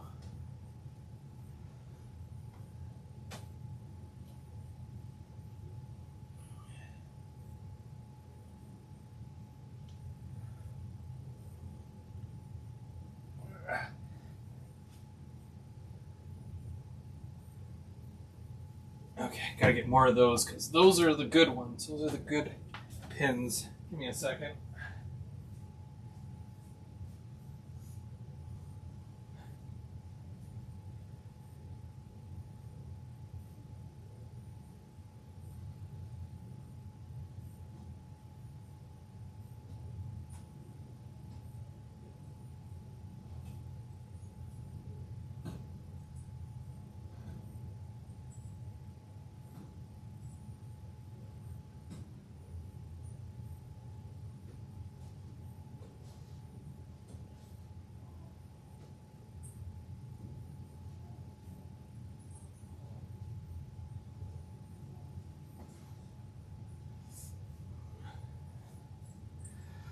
More pins.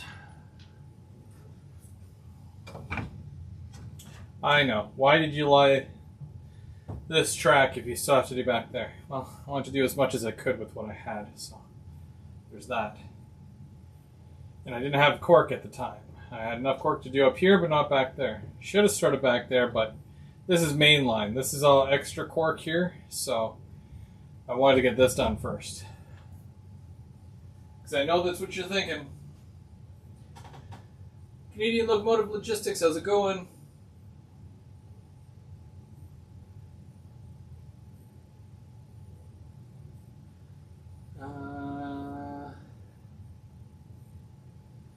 If you have two curves, the same radius, each starting at different times, there will be a space in the middle large enough for 80-foot or 86-foot boxcars. Huh. The more you know.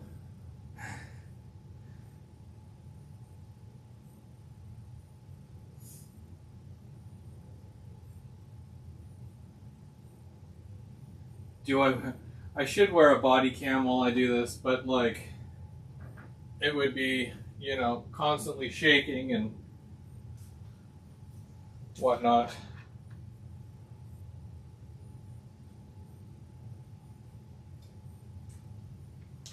I think with these ones here, I gave myself a bit more space between the tracks just because of the fact that they are smaller curves. But I don't plan on putting big stuff back there. It's mostly going to be like hoppers, tank cars. You know, it's in the real Mac yard, it's tank cars. It's tank car storage at the back. So that's probably where I'm going to store my tank cars, if I'm being honest. You know. But the cool thing is that because I've got, like, see, I've got a large amount of space here and here, it means I can expand. It means that I can also add, you know, more, like another siding or two to some of these. I haven't really decided yet, to be honest, I wanted to have, 3, 3, and then the 4, and I was okay with that. But later on down the road, if I haven't, had to move again, then, yeah. Well, we'll see what happens.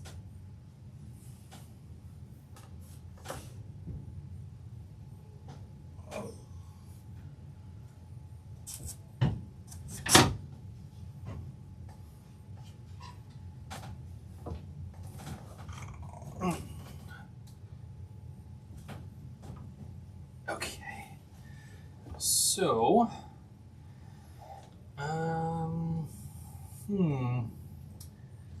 okay, so I think I will start it at about there. Whoops.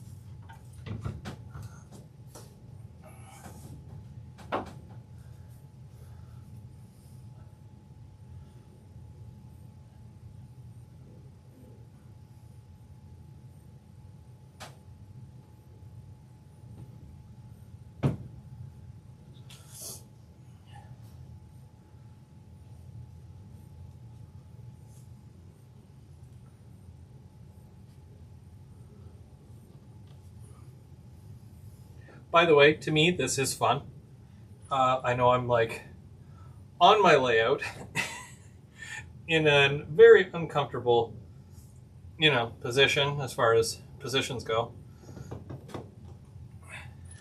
But I'm having fun. And that's the important thing here. Because I hope to lay track in a week or so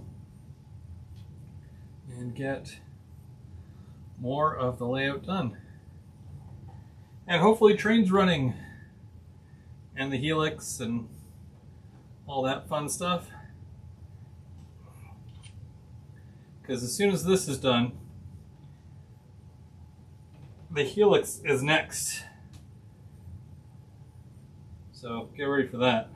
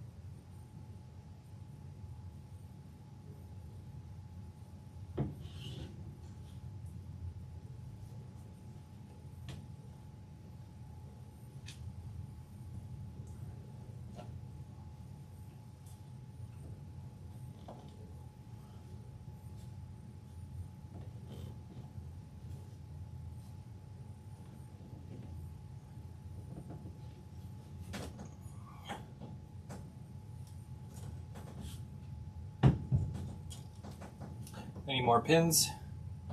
Out of pins again.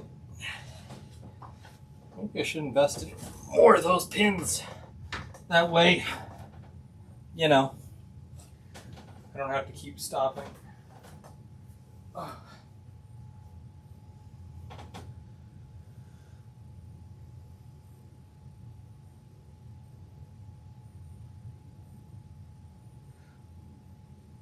Oh, it's definitely uncomfortable. And I've got a bad knee, so if I'm on my knee the entire time trying to lay cork, yeah, it's gonna hurt. Just a little bit. I will power through, I think.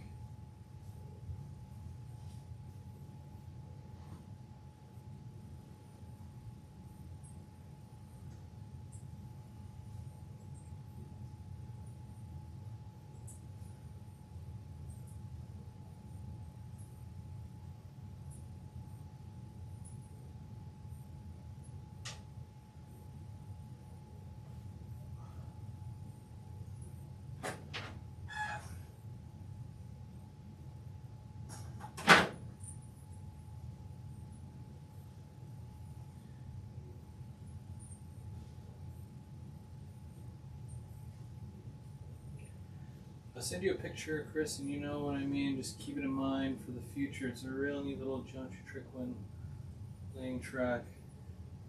Yeah, if you can send me an example of that. I mean, I'm usually pretty good as far as the track laying, because what I did, as you can see, all this track here is, you know, like parallel. I made up these blocks. I call them ghetto blocks because it's a piece of wood. And I cut little, you can see the things there. And they're exactly 2 inches apart.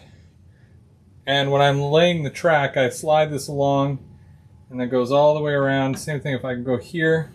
Same thing all the way around.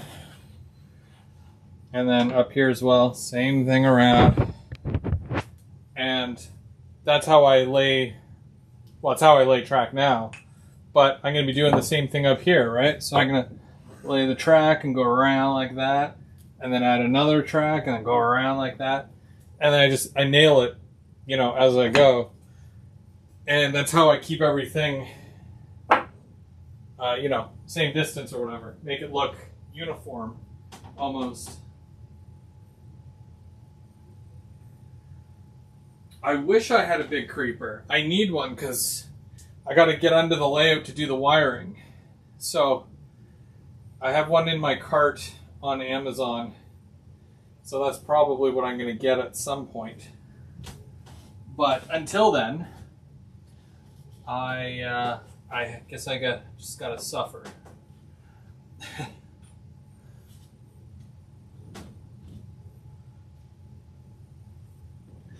Just a little bit. Just a little suffering.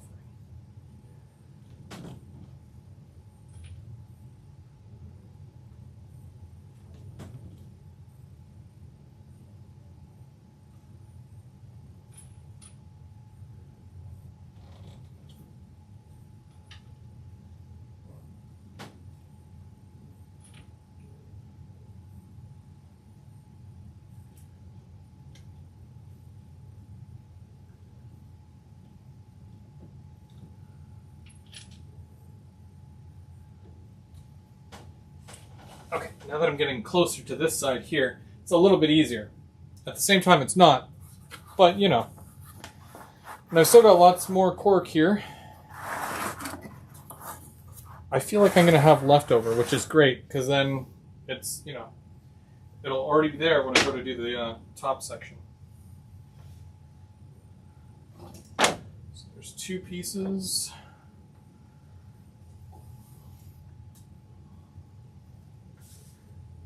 Another 2 pieces. What time is it?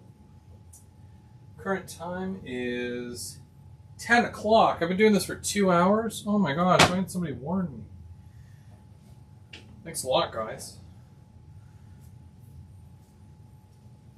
Here I am crawling around on my layout like a sucker.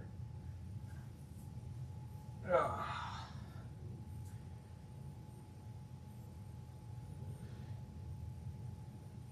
Yeah, there's one, I saw it, it's like, it has padding, it can turn into a stool, and then you can also lay down on it, and it's padded. The important part is that it has wheels. That way I can slide in and out from under here, and, you know, avoid any back-related injuries. Even on my old layout, it was carpet. But it was that industrial carpet. For some reason, the homeowner put that in their basement, probably because it's cheaper. And it was not easy to lie on. But I figure if I get the creeper, then I can go under. I can kind of, you know, get one of those little lamps for my forehead. That way, it gives me light under there too. The Garvey creeper is the cheapest.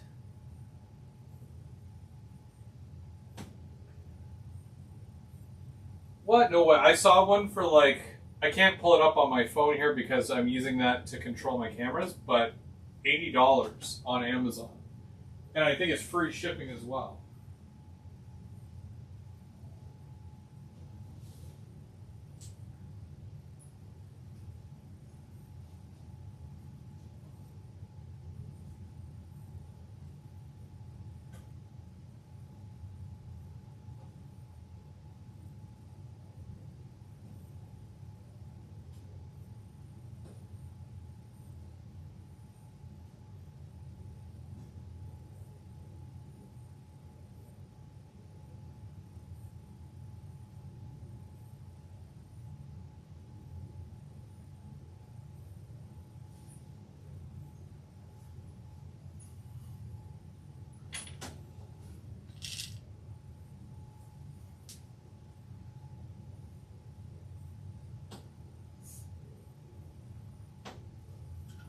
Okay, one more sip of beverage, and then I'm going to do another section of cork. Okay. Let's get this thing done. I want to go to bed. Again, I should have totally had my child do this. You guys remember Hopper? Hopper would squeeze in here, no problem.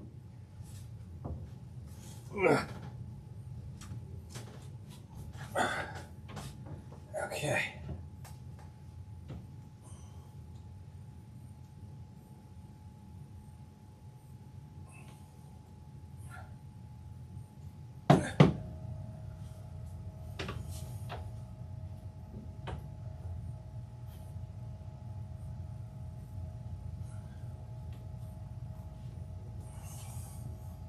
Oh, both pins are here. Ow! I just reached for the pins and one of the pointy parts went underneath my nail. That was not fun. Ugh. Watch for the blooper reel. It'll be coming out next week.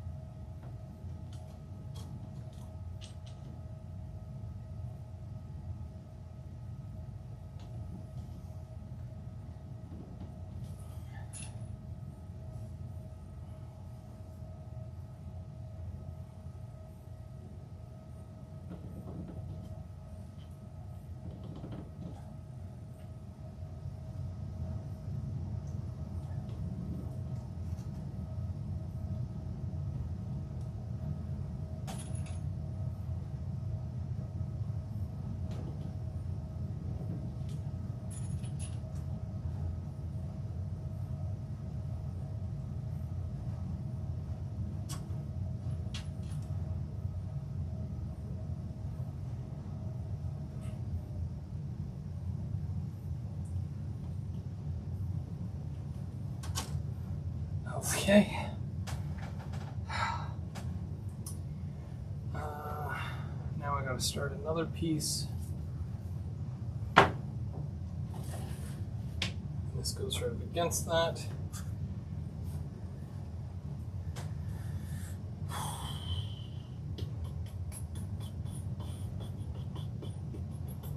Okay.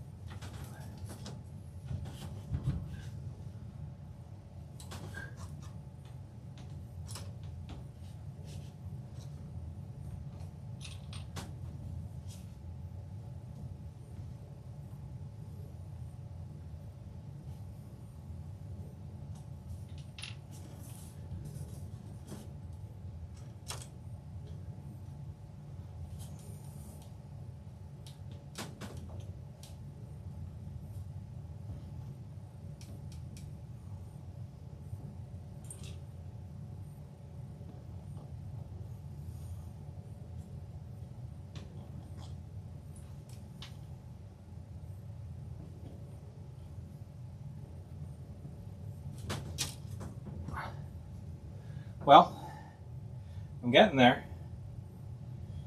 It's just a long, painful process, that's all.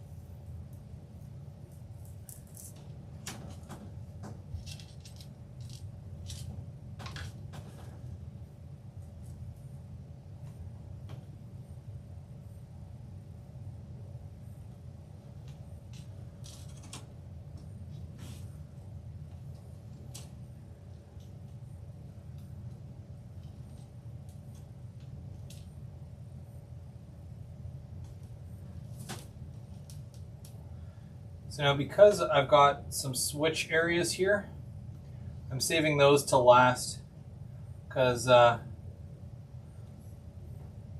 got a single piece to go in there because it's just easier.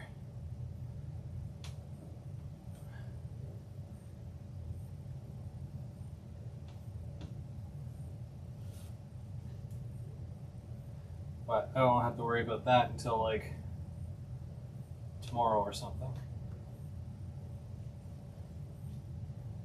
That seems like tomorrow's problem.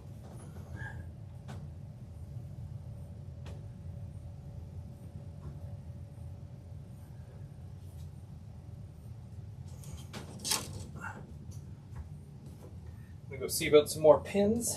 I'm almost done, guys. Not really, but I can dream, right?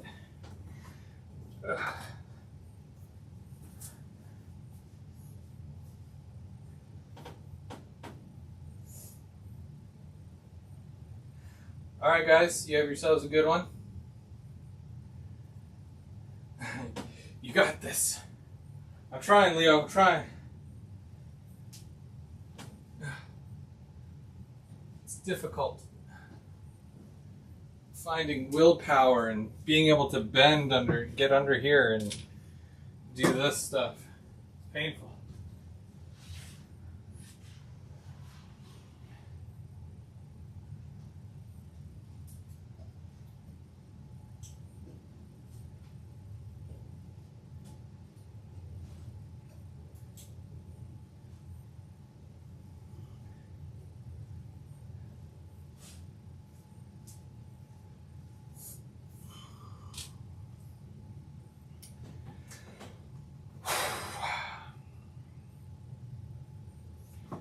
Let's take a minute from there, and I'm going to slide that down.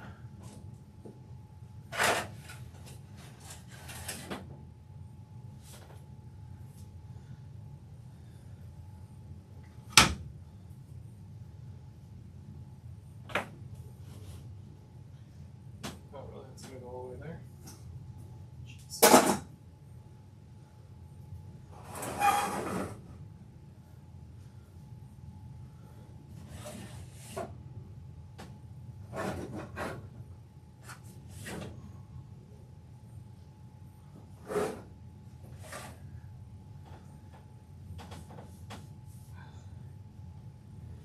So when I'm doing a section like this, I'm trying to work from the back to the front.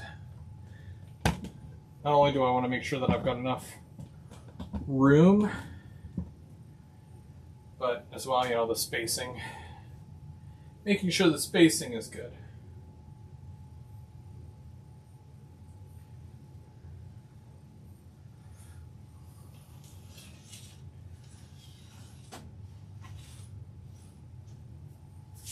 So I'm just going to come along here because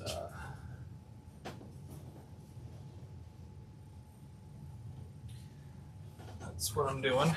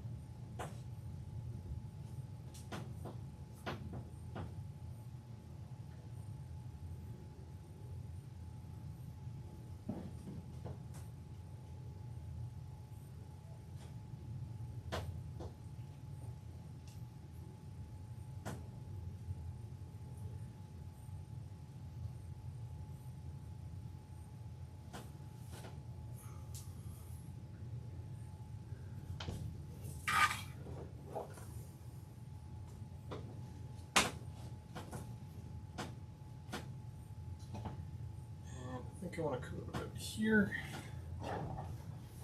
Again, I don't want them to line up, and I don't want it to go too far past, because what I'm going to do is, when I get back here, I have to do the same thing that I did here and here.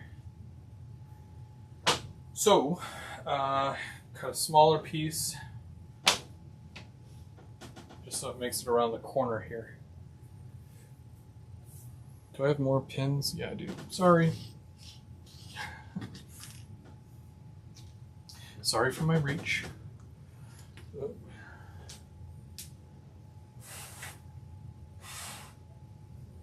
Russ, how's it going?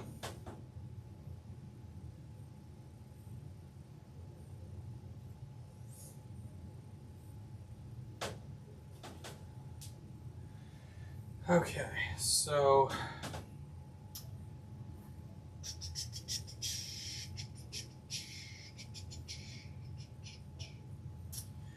don't overthink it, just kind of do it. At this point, it's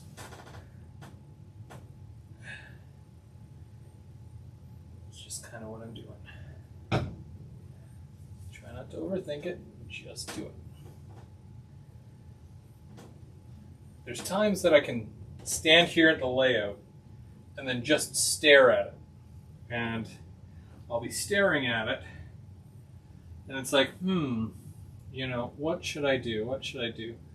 And if I take all the time that I just stand and stare at it, I mean, you know, it's a few years worth of just standing and staring. If I was to tally it up or something. So now I'm just trying to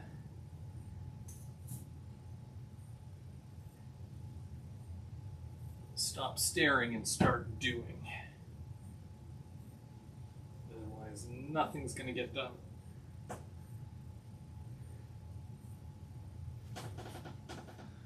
Although there has been some times where it's like, I stop and I stare at it, and then something good comes of that. Because I'm like, oh, what if I do this? And it's actually a legitimate good thing.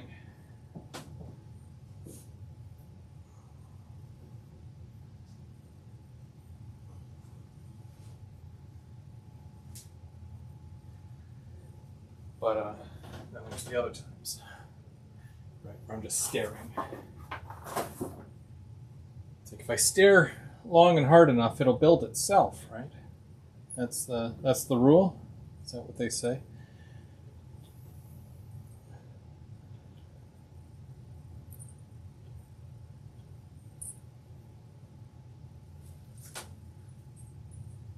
So that loop that I did right at the beginning, just in case you're keeping score, that's already dry, and all the pins are out.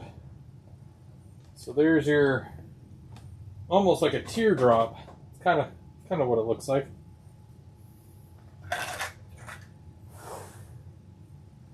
True sadness.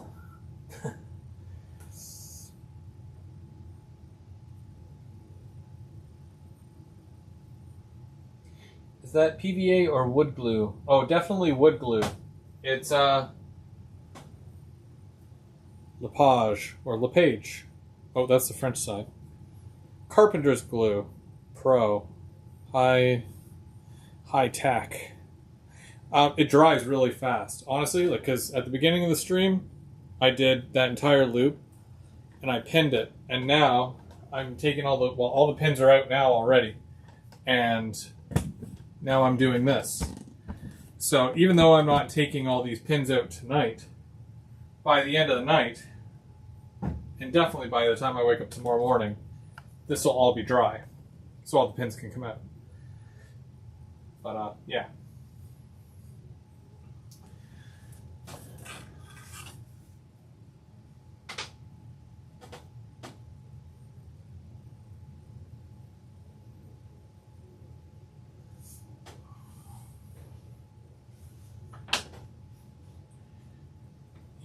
and here's the thing. Here's the real kicker, because I've been using wood glue for a while. I glue cork to wood. I glue foam to wood. And I glue foam to foam. And I also glue cork to foam. And it works with all of it. So, yeah. Like, honestly, like, it holds, too. I've tried to rip 2 pieces of foam apart that I used the glue on, and it did not go well. Which, to me, is a good thing.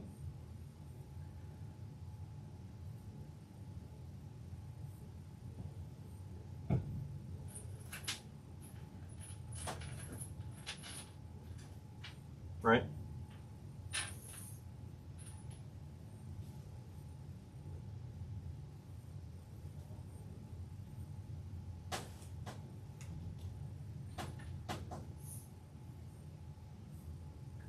Pinning this stuff is one of those jobs that your fingers don't get any better the more you do it. Because now I gotta switch hands because that just hurts now. Push pins, not fun. I thought about nailing the cork down because that's what, you know, some people do. They'll nail cork down, and then if you go to move, you can always just remove it. But again, I prefer gluing it down. Oh, and for those who are wondering, when you go to ballast, water and glue, or even the rubbing alcohol doesn't do anything to this.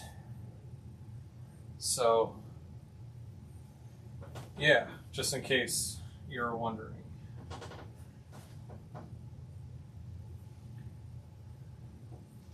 So it won't start lifting in certain areas.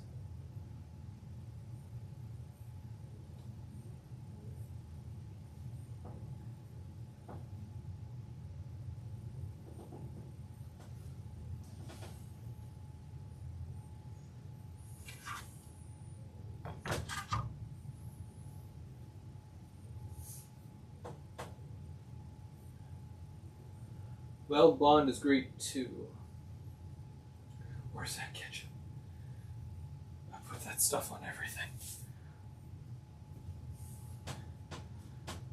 Oh, Mike, what are we gonna do with you?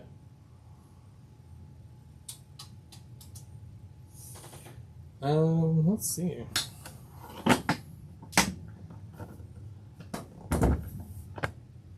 This little bird's eye view here. And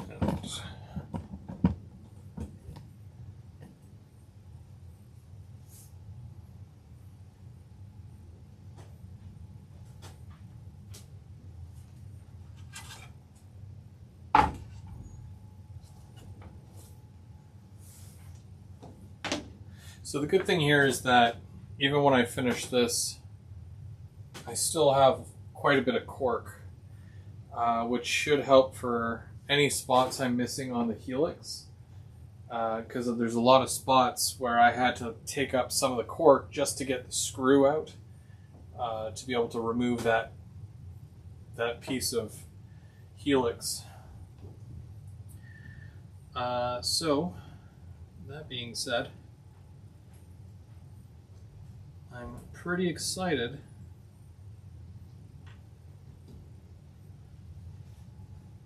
that I'll be doing the helix rail soon,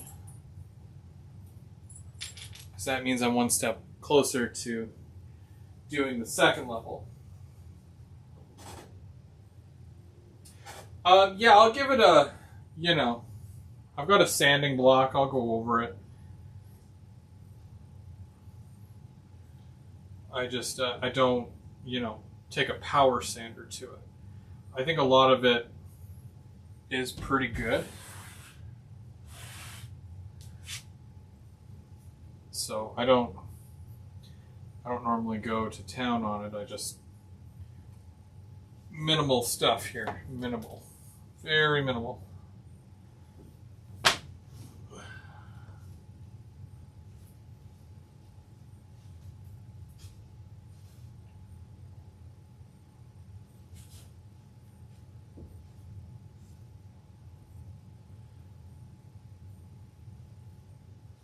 Okay.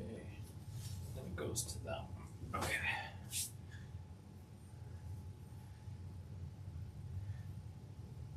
Okay, so we're gonna tilt that way a bit, and then I'm going to put the glue in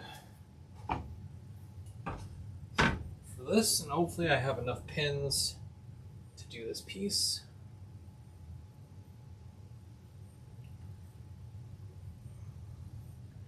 And as I get closer, I don't need the stepladder anymore.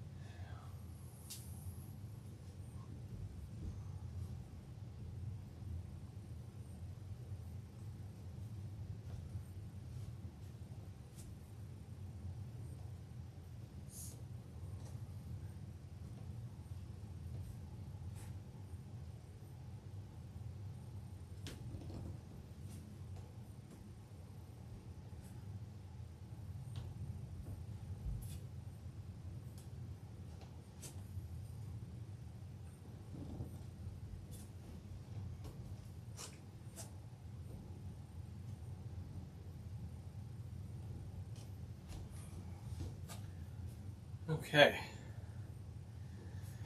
This is tiring.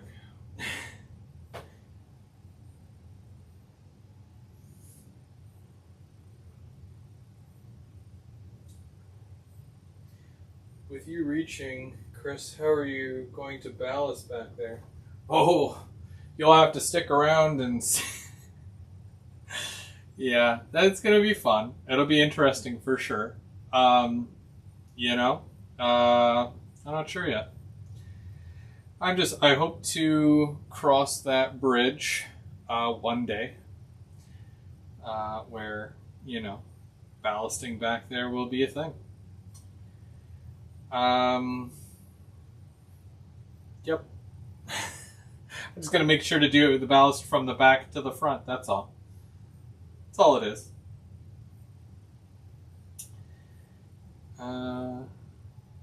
Which is a lot better answer than very carefully, right? Because I could have just said, oh, very carefully.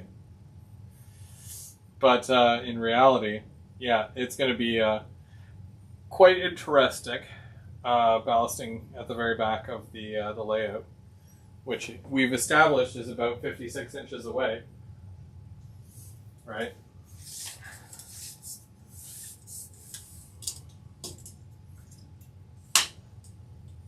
Well, that's only 4 feet. That's 4 feet there. So that's, you know, I wish my arms were that long, but what's going to end up happening is that I'm going to probably do this section, you know, go back here, do all this, and then do all this, etc., and then this entire section like this. I can reach back here. There's going to be a bridge going across here, so that's going to be fun. I don't know if it's here or here. I could even do it like here. That'd be kind of cool. just like not where because there's a switch here, but I'm going to be switching right here, which I can reach. But I bet if I put the bridge like this, it's going to be a massive bridge because it goes over everything.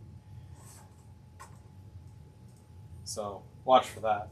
Originally it was going to go like right here, but I don't think that will work because there's supposed to be an industry up here, like a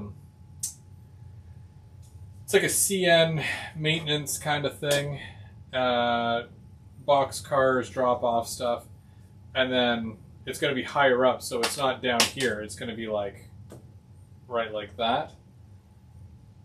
I'm going to have to get some inclines to go up a bit. And then the track needs to come back here. Probably back towards, you know, this way. At least to here.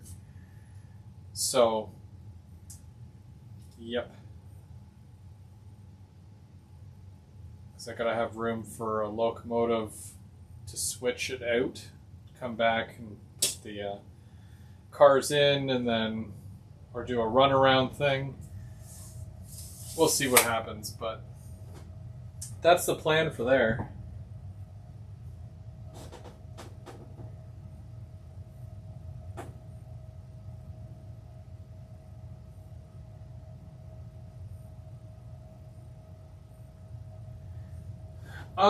Backdrop. I haven't really decided what I'm doing backdrop wise yet. I really like what James did.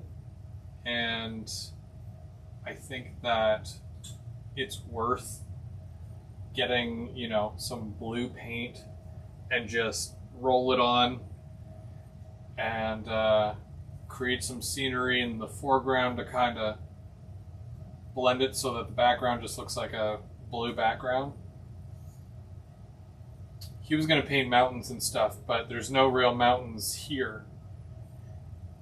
So that other stuff, the backdrop that I had on my old layout, that stuff's really expensive. So, and to cover a larger area might be tricky.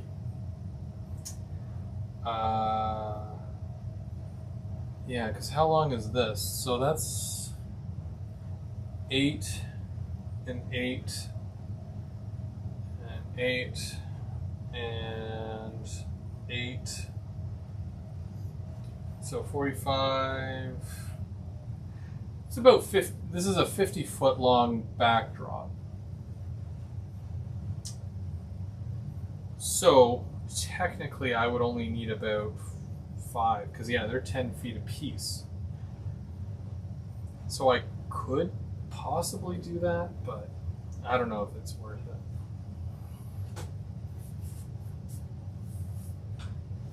I mean, I can make it look good, which is the worth it part. But at the same time, you know, it's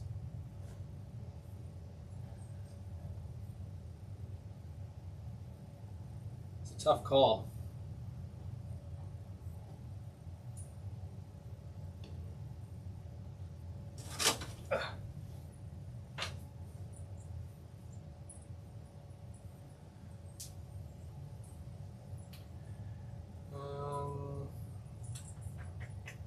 Do another piece here.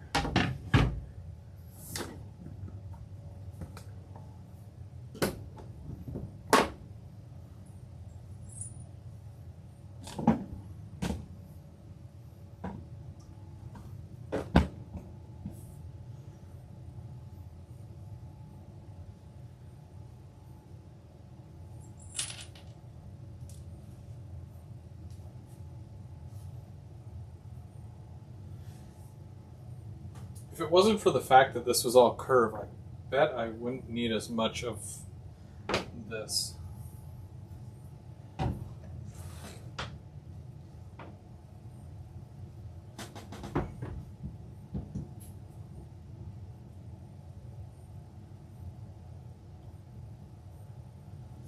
Oh, also this does not dry clear, so if you're hoping that this dries clear, it doesn't. but it's going to be under cork, and then under ballast, and whatever else you want to put on top of it. So if that does not bother you, then by all means.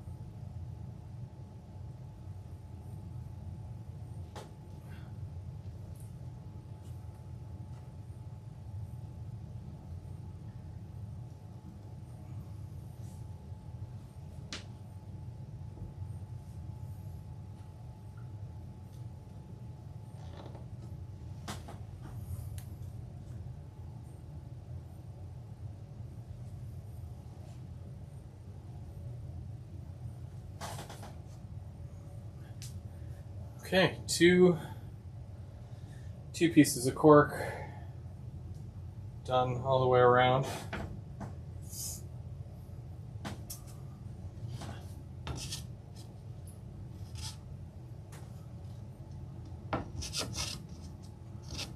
Dry flat. Okay.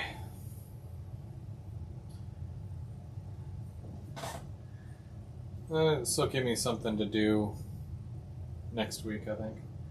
So probably when you come back next month, most of this will be, well, all the cork will be done, I think, on the bottom, because yeah, there's really not that much left to it. Because we did this section here. I'm going to use the bigger pieces. I'm going to trace out a piece to go in there. And then the same thing back there, because it comes down to a point. So I got to make a piece for there and a piece for there. And then we have to continue around with the front piece up to right about here. And I think, where was it? Oh, I made a line here. So this is where I was going to stop, but I think I might stop right here, and then do the straight piece from here going forward. But before I do the rest of that, I want to put my switches in place so I know how that's all going to go. And I think that'll be beneficial if I do it that way. Yeah, I think so.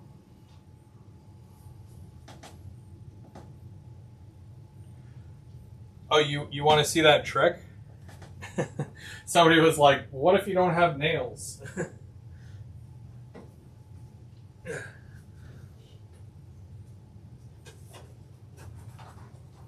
Okay, I'll show you. Because Mike is such a nice guy, and he asked me nicely.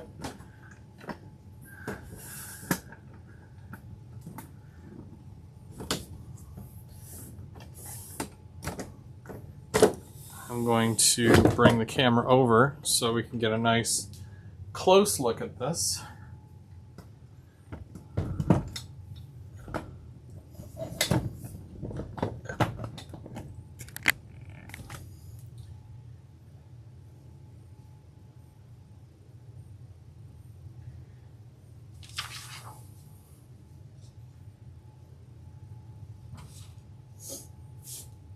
Can't believe I got glue on the front of my shirt.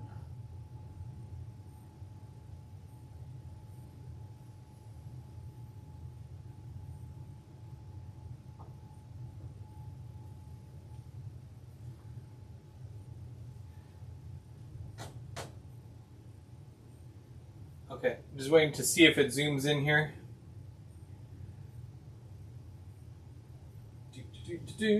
Oh, perfect. Okay.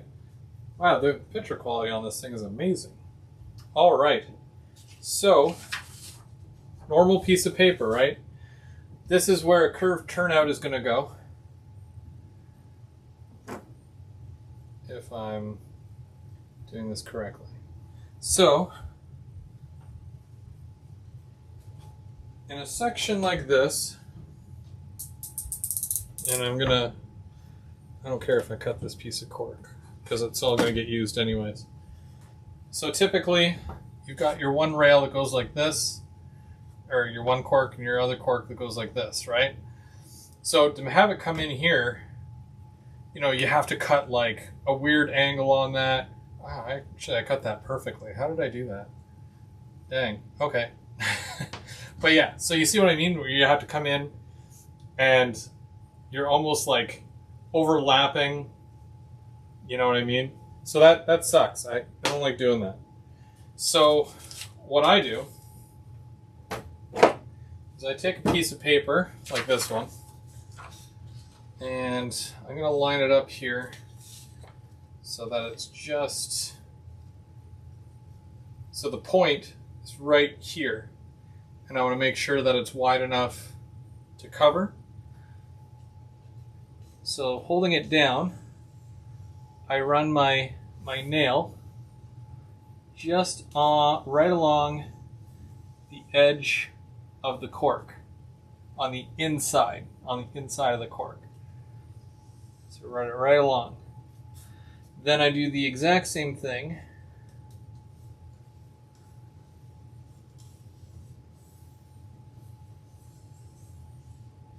on the other. And I don't have nails, just in case you were wondering. If anybody's planning on getting me a gift card for a nail salon, I don't have nails. So I just put a little pressure on it, and it creates, I don't know if you can see that or not, it creates a shape.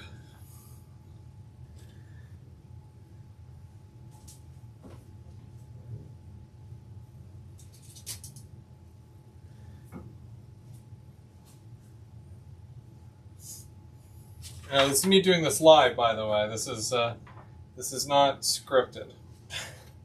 So if I mess up, it's because my plan doesn't actually work.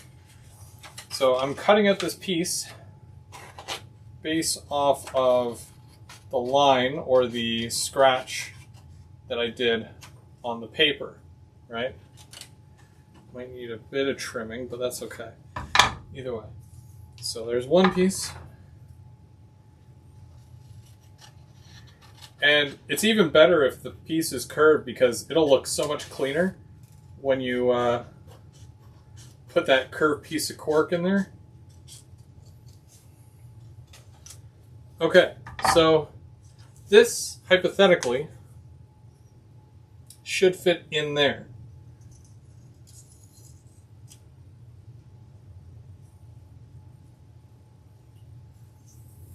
It's spot on. Safe to say? I think so. So check this out.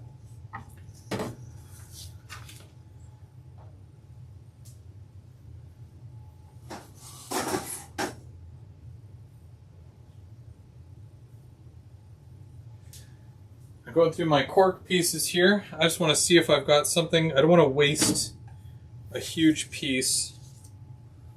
But look what I found. So this is perfect. And maybe want to adjust it so that that goes like that. Maybe I'll put it on here so that way you guys can actually see what I'm doing. There you go.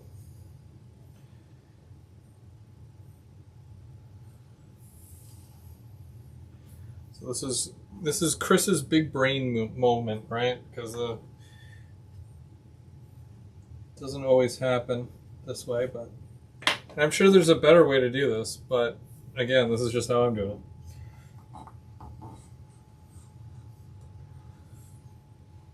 Also, use a sharp knife.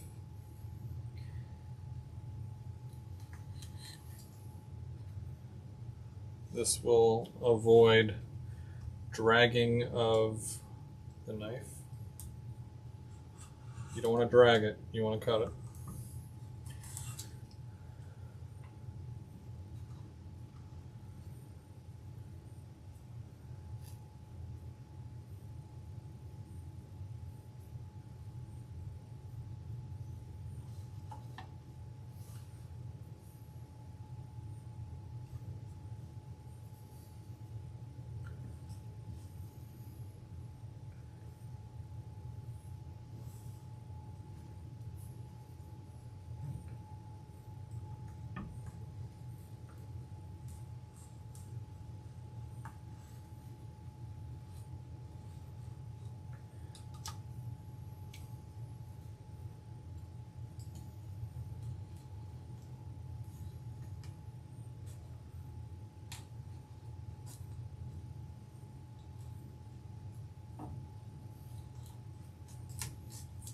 Okay. Now, which way was it supposed to go? I don't know. But anyways, so I cut out the piece.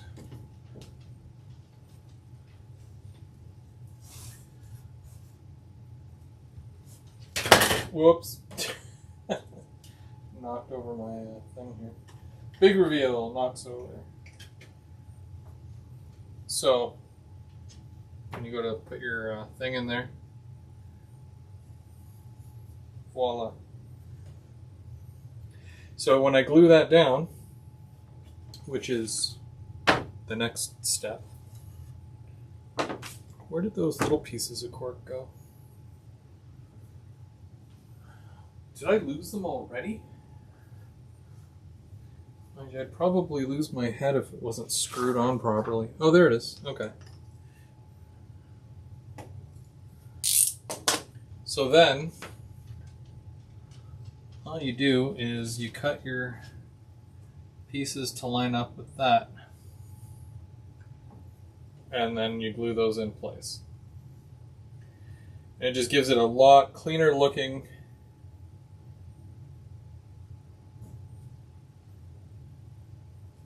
of a transition.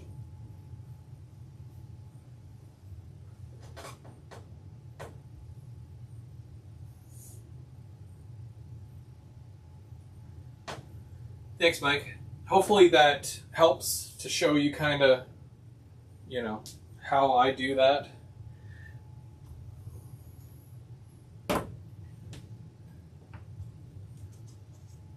Cool thing with this is that I'm going to make a mark here.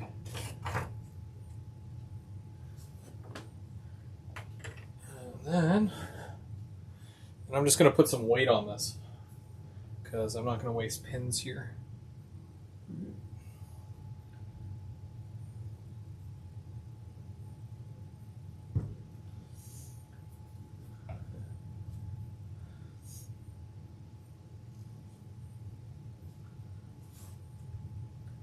I dare you guys to try that out next time you are running cork.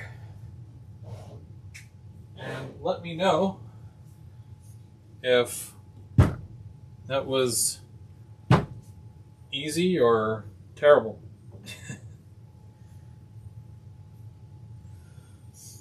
But yeah, and then, you know, just throw that away, paper. But because you're not going to need that template for another section, because that one over there, we're looking at this section, because I got to do it again for there. That's a different size and shape altogether. So I just make the custom drops for each section. And then, yeah. Then you're good. So all I got to do is cut that to fit there, which will go like this.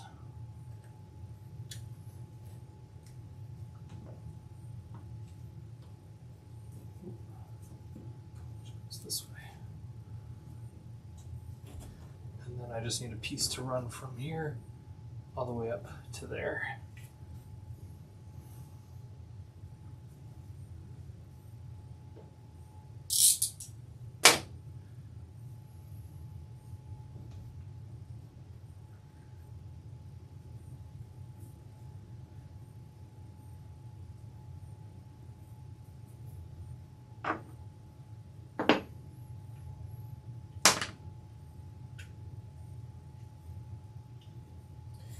That was my tip for the day.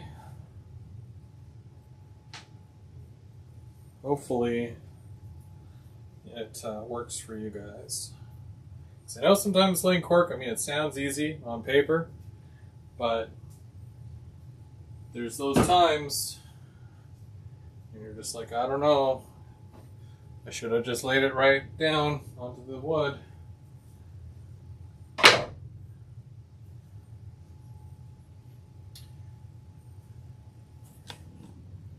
But look how much we got done today. That's pretty cool. Lots of cork down.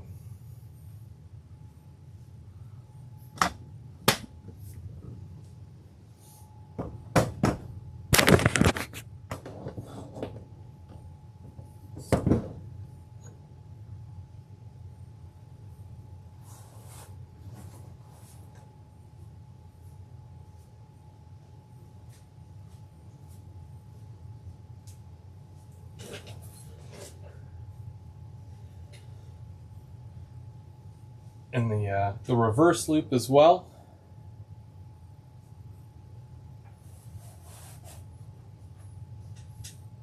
So that's pretty cool. So it's all coming together. And you know, eventually we're gonna have trains running, which will be fun, because yeah.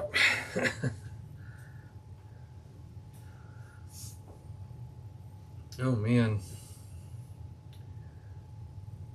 What time is it? Wow, almost did a 3-hour live. Well, yeah, technically it's been a 3-hour live, and I told my wife it wasn't going to be long. I'm just laying cork. Oh well, she'll forgive me, I think. But yeah.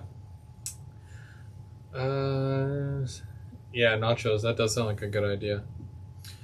Well, guys and gals, yeah, that was Third Rail Thursday. You know, I wanted to do something a little different than, obviously, you know, what I've been working on, especially with the paper mill. It's getting there, you know, but the track is very important. I think that as soon as I have the main line down here, then, you know, I can start working on the helix, and the helix is just the bridge between the bottom level and the top level, and I'll just be one step closer to being able to start running trains again, which is great, because you know, especially after going to the club these past couple of times here and being able to run trains, you know, I really miss it. And it's tough because there's these long stints in between being able to run trains that, you know, I call them dry spells. And I can't wait. I can't wait to be able to run trains here and do little scenes and whatnot, and hopefully, you know, learn a bit more about switching and try my hand at that.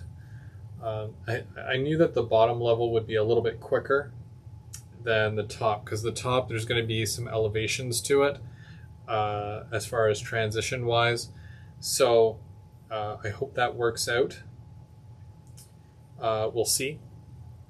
Also, I have a massive bridge that I want to build and put in that the train has to go across, and that's right where the doorway is. So when you look at the door, you're just going to see a bridge going across there, and that's representative of a bridge that is near Ajax, somewhere between, what is it, Ajax and something, I can't remember, but it's a pretty big bridge, and I've got a picture of it because every time I drive to Toronto, I always go under it.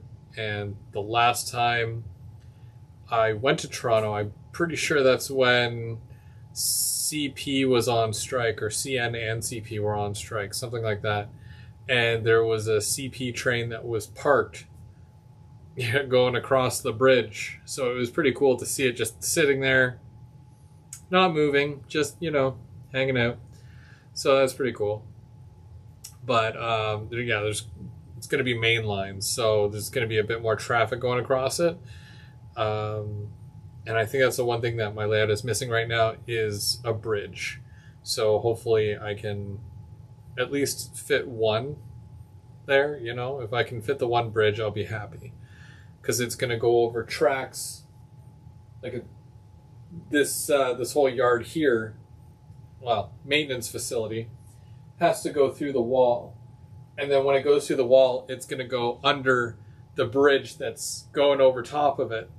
So, yeah, I have a whole thing planned out in my head, but I got to draw it on a napkin first. Certain back together and some bench work. Good distribution. Thanks, Mike. Thanks for hanging out. But yeah, so next week, it's M&M Rails. And, of course, don't forget, every Monday, it's James and Mike at 7.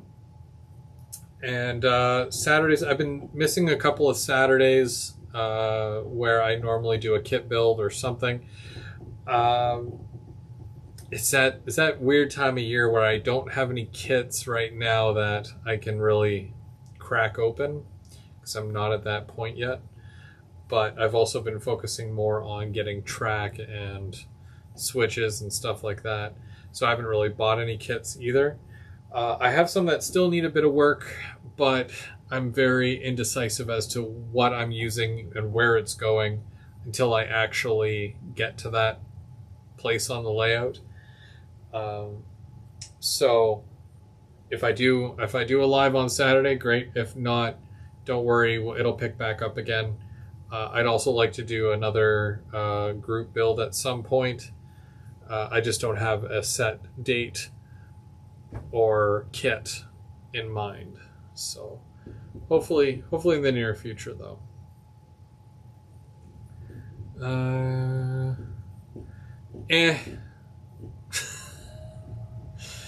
don't know. I think some people would like that. Talk to Rapido. I think they've already left Canada. Either way, you guys, thank you so much for watching. And I'm really excited to get more of this done. But until then, I got a train to catch.